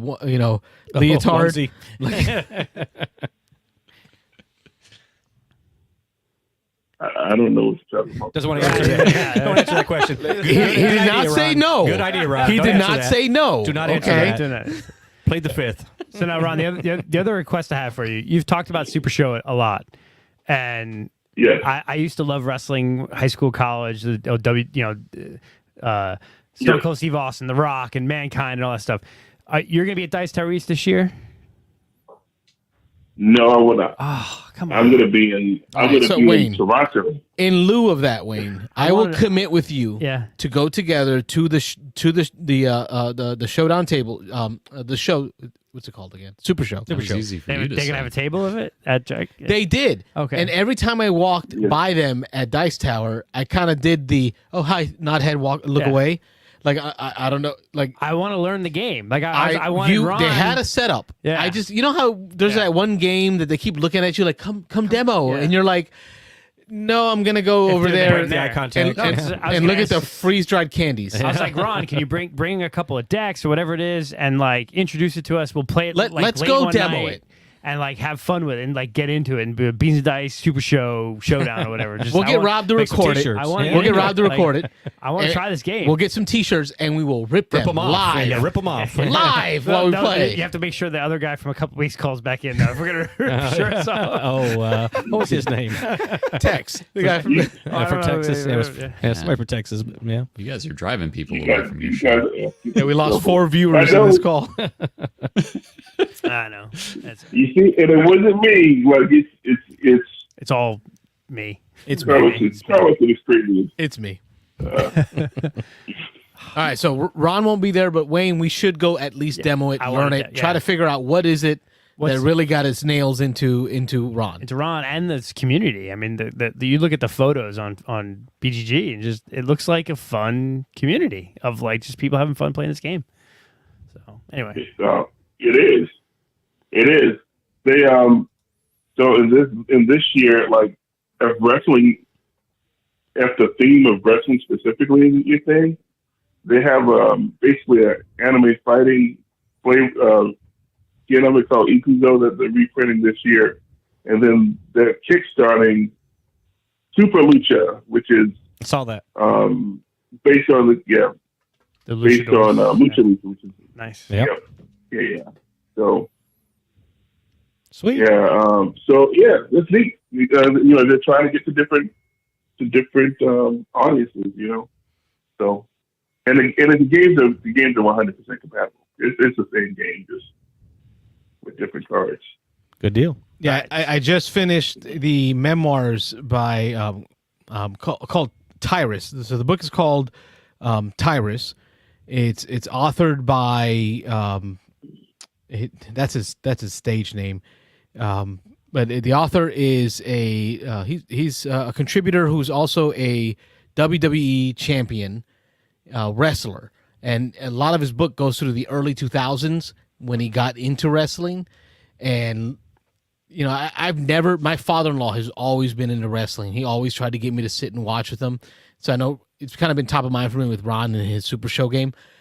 But listening or reading about his experiences in wrestling and the good times that he had got me really thinking there's something more to this environment. This show of wrestling that maybe I've dismissed too quickly. If you can get it as a download, as a book, but Mankind autobiography, I forget, Nick Foley. Nick Foley, yeah. His autobiography is really good too, because that dude, he put in the work. Yeah, but the community that Tyrus talked about in that, because the author's name is Tyrus, it's listed as just Tyrus. That's his wrestling name.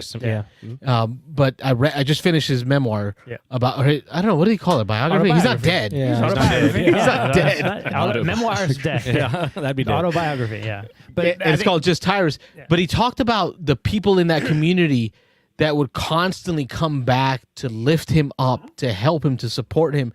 Like that kind of love, like I can see that in that paralleled what Ron talked about in the Super Show community. You'll get the same thing from the Mick Foley autobiography too. It's very similar. Yeah, it was good stuff. Vince McMahon was never seen in those groups, though. Just so you know. No.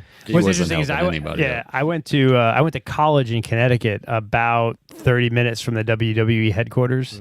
Like back in the mid 90s, so it was like the height of like The Rock and all those stuff, and like there's this big mall right in Connecticut and Stamford, like right there, and they would always do signings there. So you go to the mall, and we used to go in the mall on the weekends just to hang out, to see the wrestlers coming in and out. Well, Tampa's a big place for wrestling. We got a lot of wrestling. Say, I live next door to one. Yeah, I used to. And Tyrus lived here for a while, training.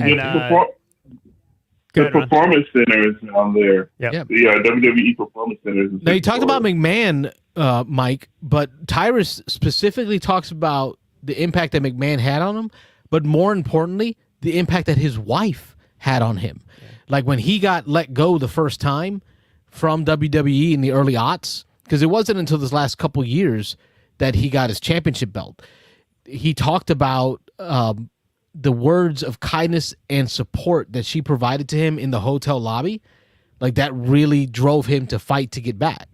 So, it's a really interested me. Like, okay, maybe I want to at least give it a chance, take a look at it, see if it's something for me, give it another opportunity. Yeah. I used to love going to the 7-Eleven gas station right on 54 and 41. John Cena would always be filling up his cars there because he lived just north of there. Yeah, so yeah, he was a cool guy. Way to bring it to wrestling, Ron. Yeah, I love wrestling. I need to get back into that. That was the one that brought up the topic. I totally brought up the topic, man. Yeah. Are you watching any of it? Are you following any of the entertainment side of the show, of the Super Show? Yes. Yep. Chad, you win. Congratulations, you win. How could you see John Cena? That's a great question. He's a big dude, man. A giant truck. Ron, appreciate you, man. We love you, man. Our love from Tampa to Atlanta. We love you, bro. Gonna miss you at Dice Tyrese this year, man. Making it a call-in show tonight. All right. Thanks, guys. Take care. Appreciate it. Thanks, Ron. Good night. Yeah, man. That's our buddy, Ron Frazier from Hotlanta, making it a call-in show. Chad, thank you for trying. The phone line is open again. You can always give it another try. Hurry. Yep, we got another 30 minutes left. Voicemail. Son of a biscuit eater. Like, I thought I set everything up right. Survey says no. No? Nope. ECW, says James. Yeah, extreme. Yeah, I remember Florida wrestling, man, at the Sport Hole. I mean, that was like going way back, when the original Nature Boy was wrestling. I'm not talking about, Ric Flair. Woo! Yeah, I'm not talking about Ric Flair. I'm talking about the original Nature Boy when he was wrestling. The guy who wrestled barefoot. It kind of it's crazy how it goes in like ebbs and flows, because I remember being a real young kid when you had the Iron Sheik. Yeah. And Oh, like, God. That's what I watched. and the Junkyard British Dog. Bulldog, Yeah. right? And you had Leaping Lanny Poffo and all those guys, right? Then I Ivan then I- Putski, Polish Power. Yeah, the Polish Power, yeah. then like I stopped watching it forever, and then like in college when The Rock and Stone Cold Steve Austin and the I watched with the Undertaker. The and, Undertaker, Triple H. yeah. There was so it like kind of like goes in waves, and then it died again, and then John Cena came along. So it's like I'm just waiting. It's like a my- generational thing. It kind of is like. I'm surprised, like my kid's 10, and we've never really. I should start watching wrestling with him. There's a part of Tyrus's book where he talks about he McMahon asked him to do like a dance troupe, like that was his whole shtick. He was like a hip hop dancer, big black guy, hip hop dancer, right? And he's like, I thought I'd be like chucking and jiving. I didn't know if I liked it or not. It didn't feel right, but it kind of worked, so he did it. And then the Undertaker gave him some feedback. He goes, I think you're doing too much. Like I think you're going too far. And he's like, I looked at him and said, bro, you wear mascara. I can't imagine like the meta conversations that these wrestlers are having with each other about the shows that they're putting on. What you doing? But then in the book itself, and I know it's a board game show, but he talks about how they actually do kind of they're not decided who's going to be the winner. You kind of have to fight it out, like who gets tired first. Yeah. And that kind of really surprised me on that. Like, of course, there's some matches that are kind of set, but in those undercard matches, it's like you just kind of go at it. Whoever's the best showman is going to win it. And that and those fights that they had to do to get through that. So really interesting topics. Ah, Steven's got to bring the show down. Lenny Poffo just died. Oh wow. Leaping Lenny Poffo. I remember I used to jump off the top rope. That's good stuff. I had the big figures. Remember those like the Yes. figures? Oh, you yeah. have? I think what I remember more were the stuffed dolls that they had. yes. Yeah. The WrestleMania dolls. Do you remember those? Yep. Dude, I love remember those. We actually in college, man, we got in trouble because like when they had WrestleMania, we'd have like in the dorm room, we had like apartment style dorms back then, and like we'd move all the furniture out. Yes. and Lay a mattress Oh, on the floor. lay all the mattresses on the floor, and we would in the middle of while everyone's watching, and we just wrestle, and then we'd be like, Wow. and, Origins of backyard wrestling. Yeah, I'm surprised. Exactly. I'm surprised nobody went through a wall at some point. Lasts about as long as Kimbo's legs did, didn't they? Yeah, Kimbo's legs did not last that long. that's good stuff. Kimbo Slice. Bringing it back to old Miami style. Back to the board game. Your phone number, 813-618-7099 is the number. We're coming towards the end of the show. We're at the bottom of the second hour of the show. Oh yeah. 30 minutes. Close to it. Yeah. We had no other topics. Game-wise, what else did I play? I played one other thing. Let me find it. The only other, I'll jump in Go here ahead. real Yeah, quick Mike. while you're looking at that. The only game that I played recently was Project L again. Oh, I saw you I- post a picture.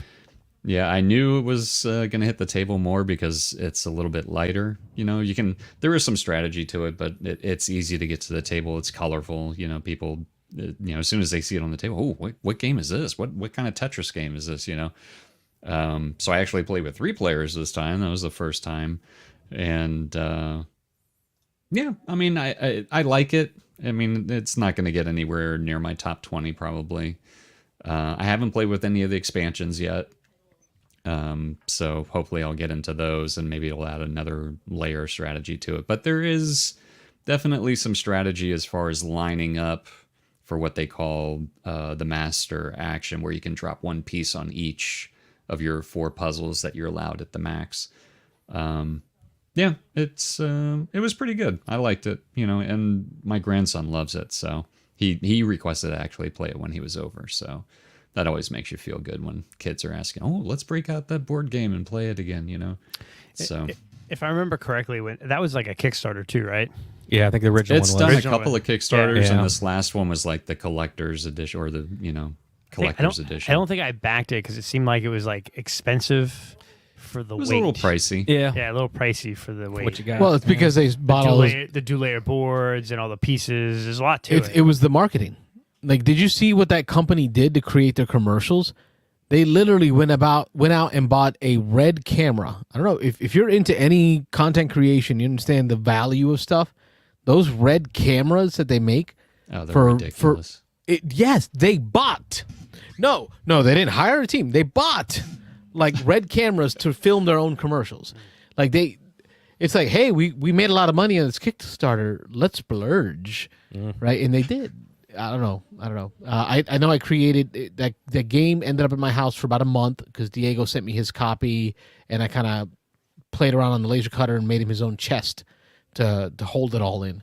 So I got to play with the pieces, but nothing about the game really stood out to me as Yeah, pretty basic. Yeah, I played it a couple times, and It's the production value that adds to it. With the you mean the dual nice layer- plastic pieces the and two-layer the board, monochromatic board. cards. yeah. Like it just, I figured Mike would love it because it had a similar art style to Smartphone Ink, and I know Mike likes that really simplistic art style.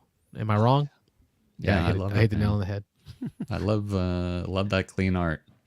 I mean, don't get me wrong. I love busy. The funny thing is I also love busy boards, like where there's just shite all over it, and you're like trying to figure out what the hell is going on. Your eyes are kind of going in and out. I love boards like that too. But if you got a really nice, clean, functional design, man, that it just looks so good on the table. I did get to play some Quacks of Quedlinburg this week, which is good because it gets it onto my top 20 board. That game is always a hit. What I didn't realize, what I learned in this most recent play is when it comes to selecting the sides of the recipe books, I don't know what to call them, the ingredient Pages, books. Yeah.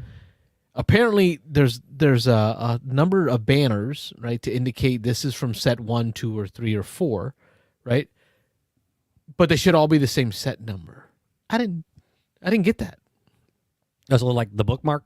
Yes, banner the things little that hang out? bookmarks, Yeah, like yeah. number of bookmarks. Okay. So if I'm going to pick number 3 bookmark for the orange, then or not orange because that one's a bad example, red, all of them need to be number 3 Okay. because they actually work together. Balancing. Yes, they're balanced in a sense. Okay. So, and that's part of where I started losing some taste with the game because I was kind of like randomly flipping some ingredient books Stuff together. didn't combo up. Yeah, Yeah. It didn't feel as combo-rific.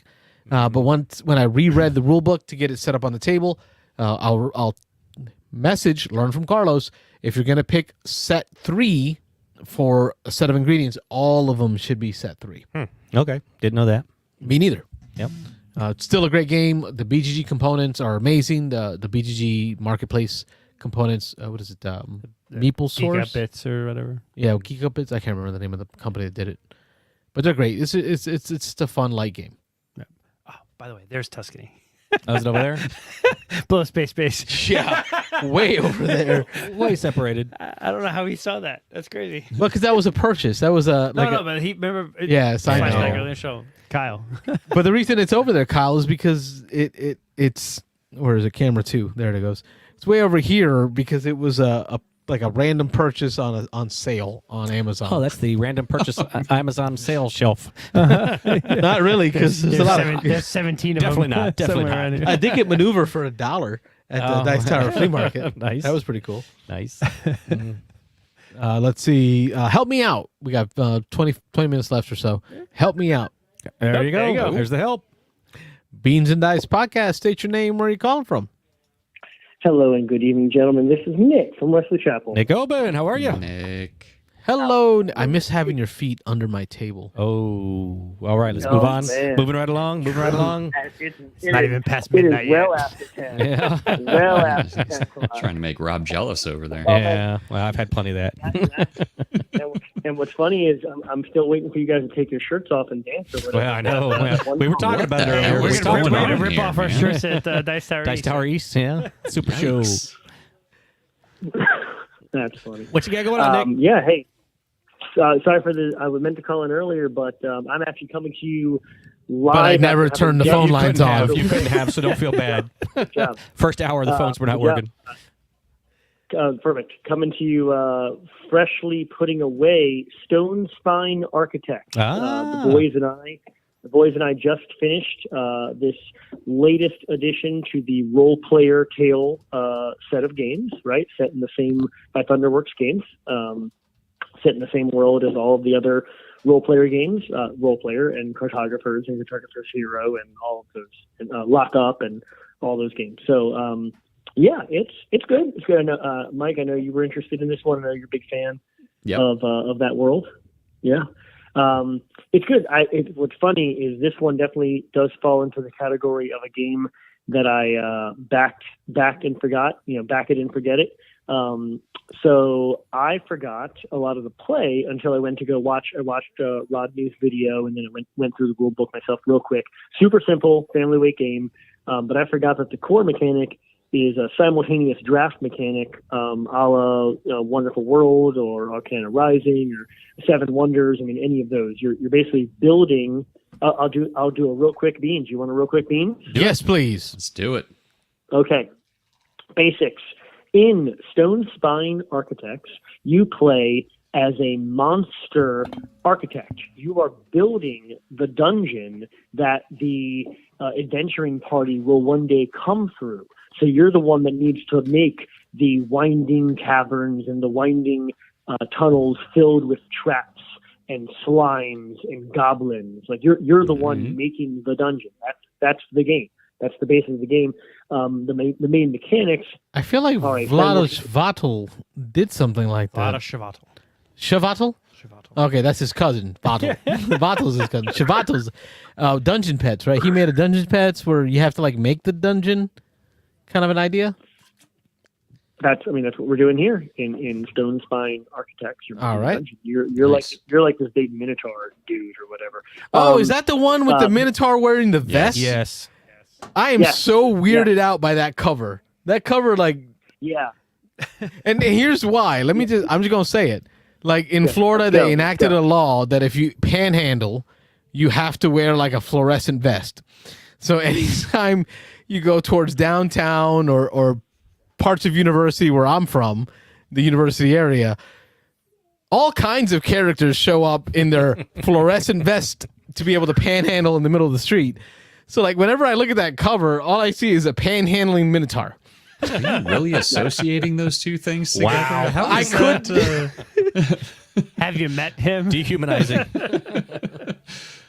Carry on. Please continue. Save us. Take us back. Take us back. I'm muting myself, right? Thank you. Please Yeah, do. he's muted. He's talking. I can't hear him.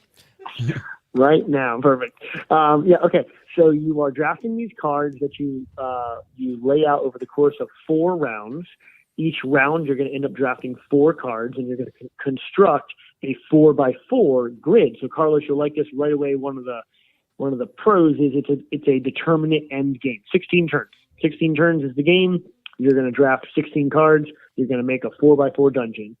Each round has some additional like steps at the end of the round, but that's the core of the game. Is you're trying to build this 16 tile dungeon, and you're trying to build it across a whole bunch of different point salad options. Basically, I want to put a twisty turn here. I want to put an ooze here. I can't forget to put my goblin over here for different reasons, for different scoring, and that evolves through the game. So the basics though is it's a family weight. Time-bounding game, 16 turns. You're trying to build a dungeon. You are a panhandling, vest-wearing Minotaur. Of course you are. There you go.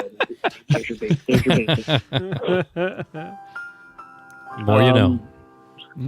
There it is. All right. E for enjoyment. Hey, the boys and I enjoyed the game. It was good.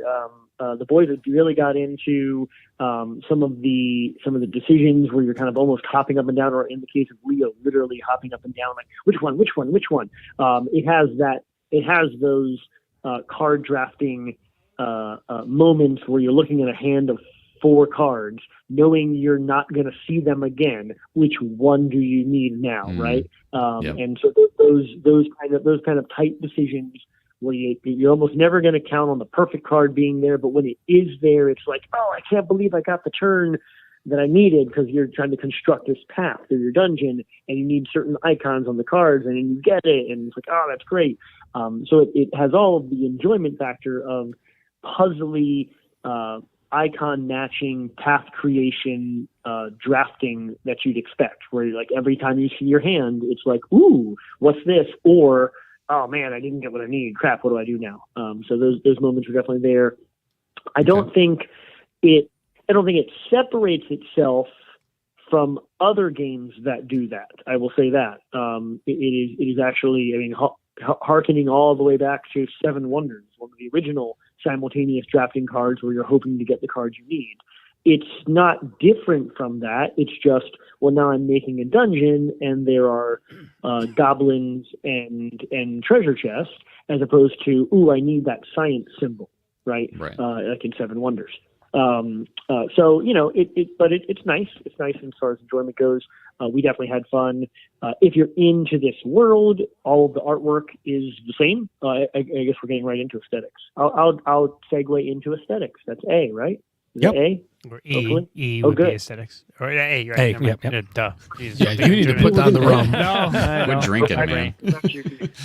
Right. The aesthetics are actually really, really easy to cover. Hi, have you played a Thunderworks game set in this world? Boom. That's it. Those are the aesthetics, right? All of the icons are literally the same. Like the star is still the victory point symbol, and the little goblin dudes look like the little goblin like ambushers from cartographers, and all. Are there any the other artwork is- components that are in the game other than cards and such? Yeah. So you've got a really simple central cardboard board. All the things are cardboard, at least in the version that I've got here. A couple of nice little tokens. Actually, I will say the one thing is nice. The market is interesting. So I didn't talk in the basics.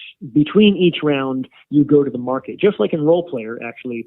Where in Role Player, I think you're assigning dice, and at the end of that, there's a market phase where you can buy gear. You know. Yeah. Here, at the end of each round, you will have laid the next set of 4 tiles. You build the dungeon top to bottom.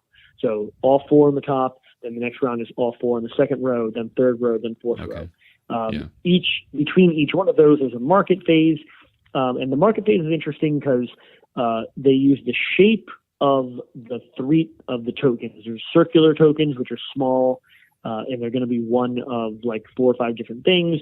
Then there's larger square tokens, and then there's the largest oval tokens, and they get kind of juicier as they get larger. And every round, the market comes out, and it has a number of shapes shown, like 2 circles here, 2 squares here, an oval and a circle here, and you fill the market by randomly drawing tokens from the supply to fill that market. So you don't really know what you're going to buy until it's time to buy, but that's fine. Or at the start of the round, you know. So that's nice. So those tokens are okay. They're fine. But the artwork's fine. I mean, it's all in that style. It's good. Mm-hmm.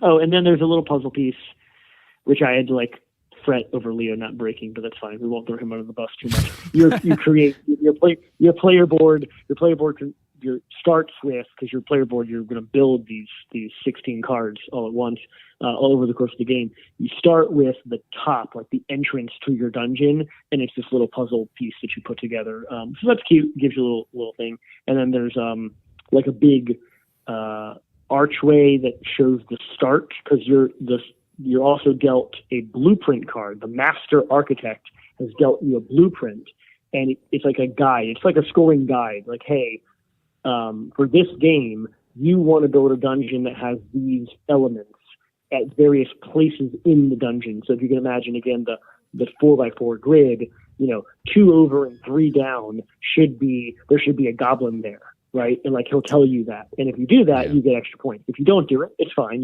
It's just another way of scoring points. That blueprint also shows you where the start of your dungeon is and where the end of your dungeon needs to be. And again, you'll score better points the more connected you make your dungeon. The more places your adventurers could go and winding down paths, the better. So you get little archways. You get little cute little archways and stuff. But yeah, the aesthetics are good. They're good. They're other than the vest wearing Minotaur, which now that Carlos poisons my mind with that, Once you see it, I'm looking at it. Next time you're in Tampa, you'll know what I'm talking about. I think it's the Tampa ordinance. And I mean, it's got that. I don't know if you're pulling it up pulling up his vest on the screen there. I always pause on my thing, but it's got the paint stroke art style, right? I mean, if you grab any box in this set in this world, it looks like a painting, which is nice. I mean, you almost see the paint strokes of the color tonality put together. So yeah, it's good aesthetics. But it's so it's that dichotomy of, okay, like I can accept a Minotaur constructing something. Totally get it. Like, you can accept that? Yes. Okay. I can suspend disbelief. Sure. But when he puts on an OSHA safety vest, you've lost me. How else are you going to do it? Like you've lost me. Like that's where it loses you. That's where this. Yeah. You've lost me, man. What are you talking about? I don't know. Well, I what's don't funny, know. what's funny, if you pull the cover up, I mean, you can see that guy is clearly the foreman too, right? And he's got scrolls. In Yes, his he's hand. got all the, So you know the he's not- scrolls he's- under his arm. He's not really working for a living. He's just standing around pointing. Like, No. He's like the engineer with the The plans. other guy, he's the foreman. But the like other the guys in idea that like background are, we're in a pointing up and fantasy stuff, yeah. world, it's kind of a medieval feel to it, right? It's medieval timing, but it adds the fantasy flair. But somehow there is an organization so concerned about safety that he's required to wear a fluorescent vest. Like that's what bothers me. Really sticks in my craw about You got that box issues. cover. You got issues. What does the N stand for again? Negatives. Negatives. Yeah. Oh, okay. I think it's the vest. I think we've covered it. Yeah, that's done. Well documented. No, yes, well documented. Actually, no glaring negatives. It plays quick. The rule set is tight.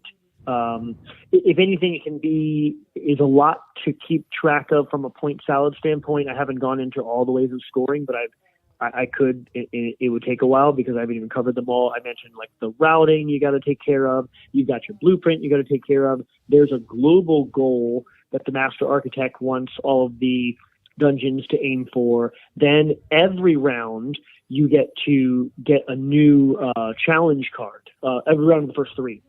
So by the end of the game, you have these 3 challenge cards that you've collected as well. Each of them are end game scoring. So I mean, you're up to, if you look at the score pad, it's like 7 ways to calculate end game scoring, and nothing happens during the game. No points during the game. It's all then end game scoring. So for a younger crowd, for a family weight game, which this is, you can teach it and play it in an hour.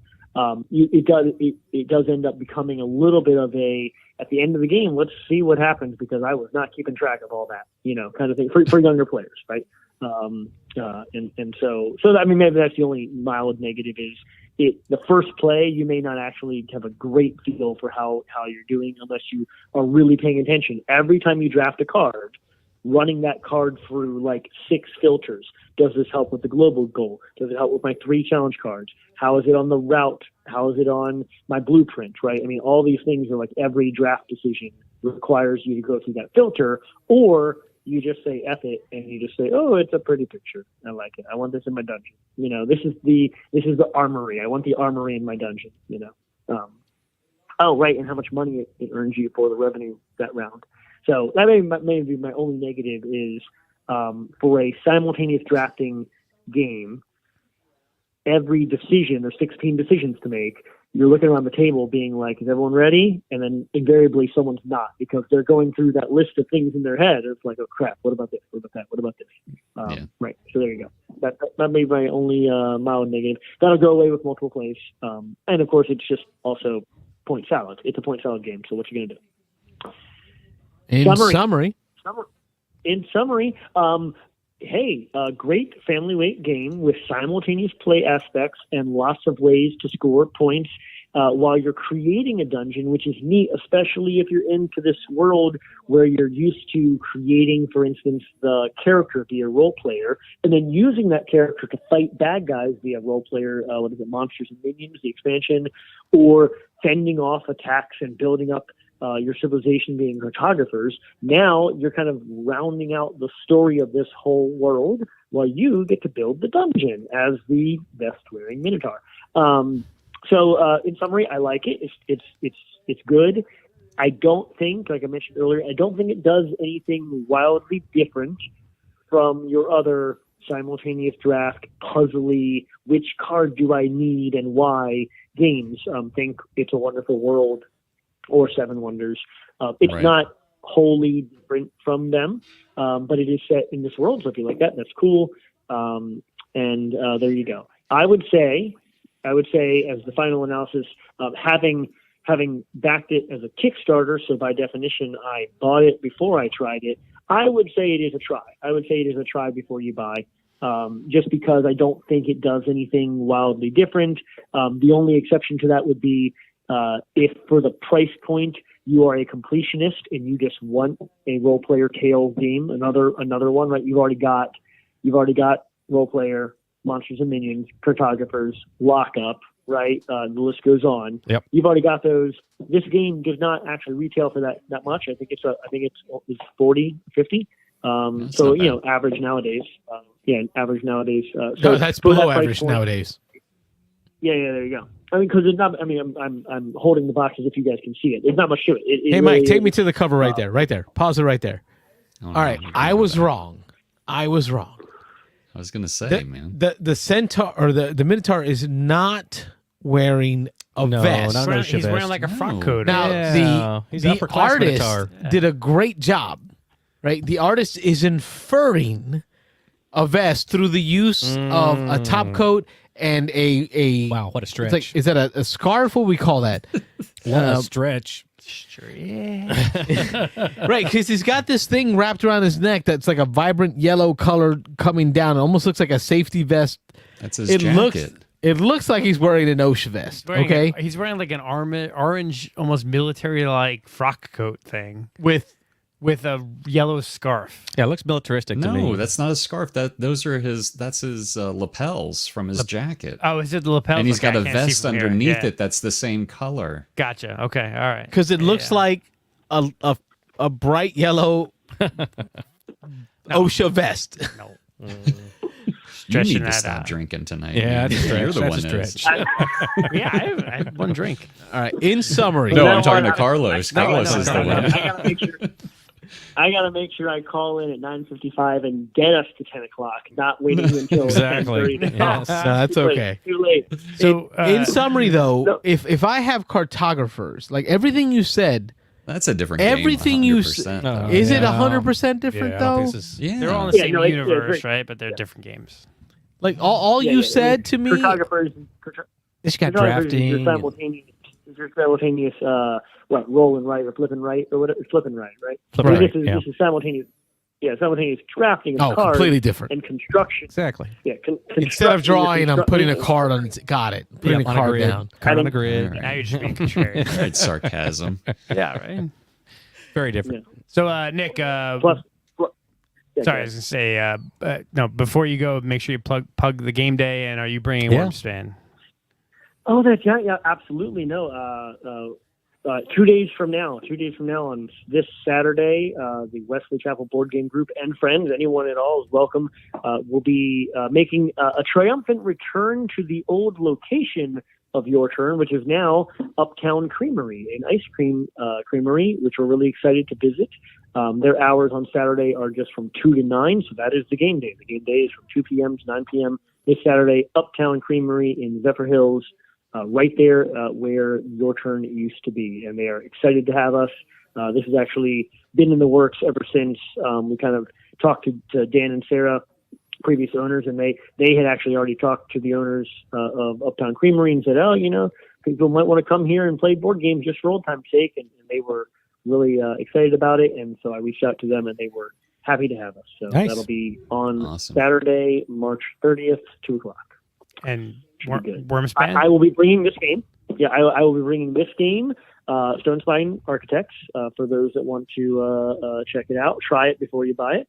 I will be bringing Carlos's copy of In the Footsteps of Darwin, and if Carlos, if you can make it out, you can get it back from me. Otherwise, we'll try not to spill ice cream on it. Nice. And then yes, I'm going to have some Wormspan, Mortex, Nice. Mortex, That's- Wayne. Vortex. Wayne, My BGA name. I know you're interested in that.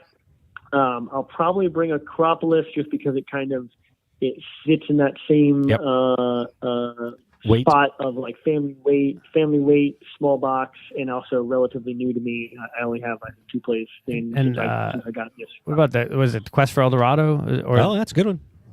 that the one you I guys? can do that. Yeah, I can. Yeah, because I missed playing that We had a last lot of time, fun with that. It's a good one. Yep, it's a great deck builder racing game. I'm actually I was in the process of starting to look to do now is update my BGG collection list so I can post and see if there's any other requests or whatever. No, but this is good. Yeah, I'm going to grab Quest for El Dorado right now, add it to the stack I've got here, and looking forward to seeing folks on Saturday. Nice. eating some ice cream. Yummy. Sweet. Well, I won't be Exactly. there. I'm going to be at, and this is where we'll use all of the Beans and Dice folks here, including Nick, to crowdsource for me. I will be at my son's girlfriend's birthday party at her parents' house. So now, mind you, that's a family that has played games together. So Like Ticket to Ride level. well, before that, it was very much party games, Target style games, Walmart games. We introduced them to Ticket to Ride. We introduced them to Cockroach Poker, Murder in Hong Kong, Nice. Deception Murder in Hong Kong. So they're really getting big into entry gaming. My son, they invited my son for spring break. They took him with them. They've done it for the last 3 years to Davenport, Orlando area where they take an Airbnb. And he said specifically they had him load his car up with stuff because they had suitcases full of just games. So like this time they had suitcases of just games. You may not need to bring any. Yeah. Right. Well, they asked about being introduced to other games, right? Because they went and bought like every expansion that Ticket to Ride ever made since Christmas. That filled up the I car. bought them Ticket to Ride at Christmas, and they bought every expansion That filled it up. All since then.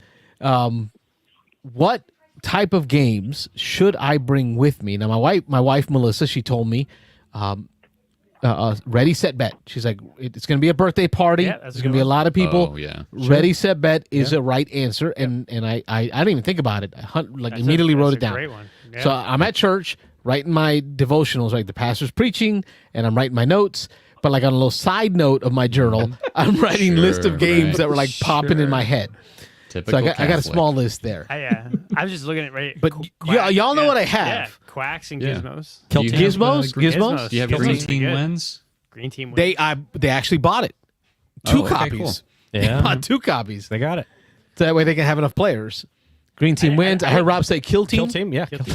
Little kill No, team. I think Warhammer. Put together some armies. Gizmos would be good. You know? Gizmos? Or, Gizmos. see, I was thinking about Gizmos, but then I thought Potion Explosion. Both. Bring both. You do Because set them up, Gizmos set like them Potion Explosion's leveled up.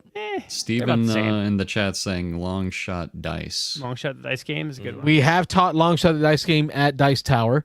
That is Yeah, that is a good one. I mean, Heat or Flamme Rouge. Wifey said Heat. Yeah. So she mentioned Flamme Heat. Rouge. Because 6 players. So are It's they- hard to find that's- a good Oh, yeah, number. 6 players. I mean, you have 7 How many wonders. players? What's the player count that you need? Well, I'll probably get 6 people to play games. 6, yeah. So So either like do 2 you have any- smaller tables or 1 bigger table. What do you say, Nick? I would say doesn't play up to 6, but do you have any of the 5-minute games? 5-minute dungeons in particular. I've had a lot of. I think fun, I zany bought fun. 5-Minute Marvel from you. and it's never been played. Yeah, I don't. I Played it don't once. think so. Maybe whatever. He's Okay. never owned that one, but maybe. I have- spin some I for have dim five- sum. I have Spin some for dim I have sum. There you go. 5-minute history. How Oh, many yeah, players yeah, is that? 6. 6? 5 or 6. Yeah. 5 Yeah, that one's up there. That's put that. Rolling Realms. All right, I'm gonna go back and watch the show. Carlos, remember to write these things down. Yeah. Rolling Realms could work for 6. So Pablo, what he's saying, his Yeah. go-tos are Catan, Survive. That'd be good. Blank Survive. Stick, Do you own a Catan, copy of yeah, Survive? that's a good one. I do. Yeah, he's got You it. do, because Yeah. I have Survive Escape with from all the Atlantis. Yeah, I have that with all the expansions and stuff. So it's the Dolphins what's the and- game? What's the company that Stronghold games. Stronghold Games? Yep. The first version they redid. Yep. Over 15 years ago. Yeah, easily. That's Um, such a good game. Yeah, because I want that family to hate themselves, Such a right? good To game. get angry at Wow. themselves. That's an amazing game though, because it creates that like. I hate fun- you? The fun arguments. It's fun arguments. We did a short on this. Games that F you.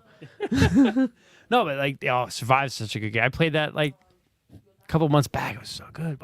Why did I not make my top 20?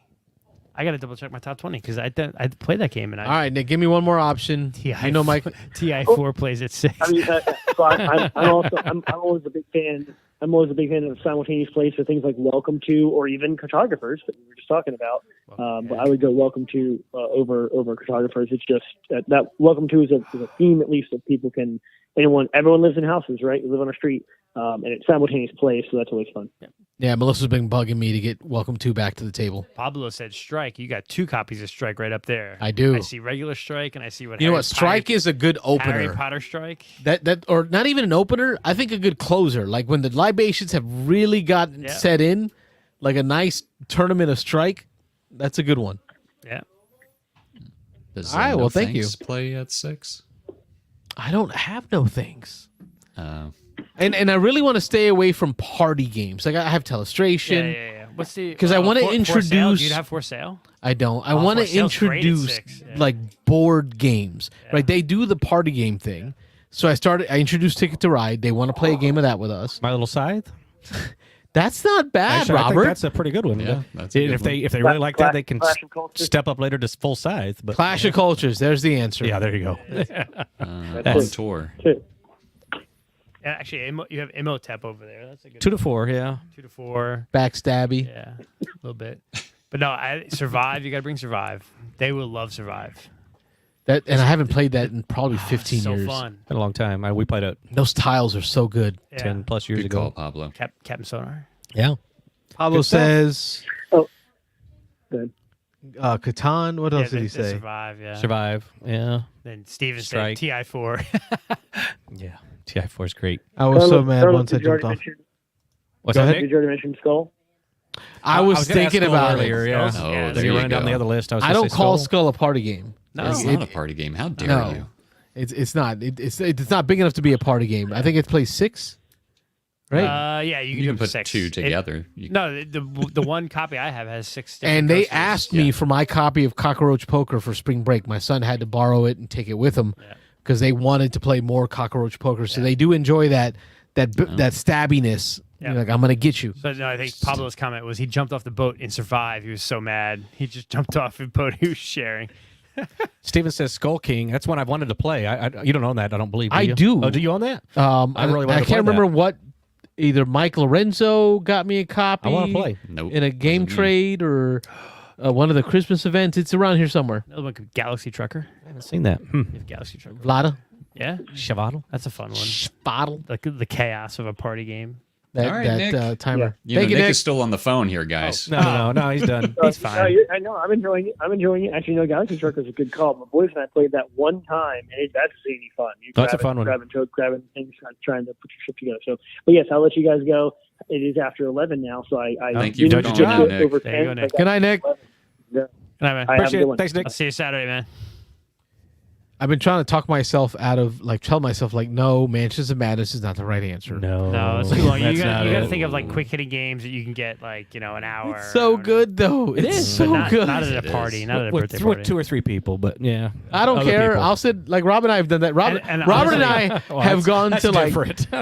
Bring parties for work. Yeah. Yeah. Right Just sat when in the we corner work and together, played games. and we just sat in the corner with our own stack of games. Yep. Like y'all can have fun, do your own thing. Robert and I are playing board games. Bring your crokinole boards and do. I think at every Christmas party Yeah. that we were together at the convention center, Pretty at much. the Hyatt downtown, Yep.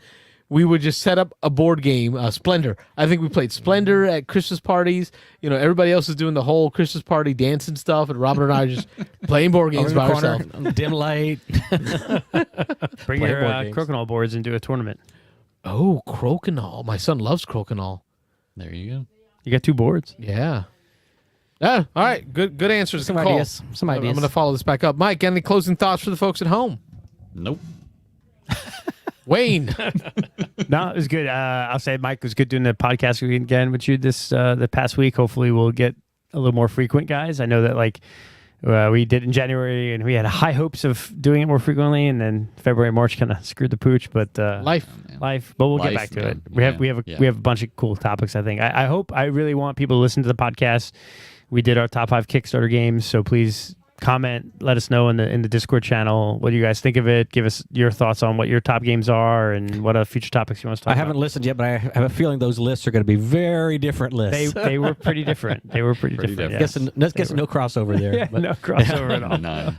I got to listen. I haven't listened yet, so that'll be something I'll be hitting up probably tomorrow listening to the podcast. But I appreciate you guys picking that up and running with it. So hopefully we're going to be doing some stuff here. We got to talk about Favorite Game Friday and some things like that too. So anyway, Yep. I've got no other closing thoughts. We will come back to you all and let you know how we did.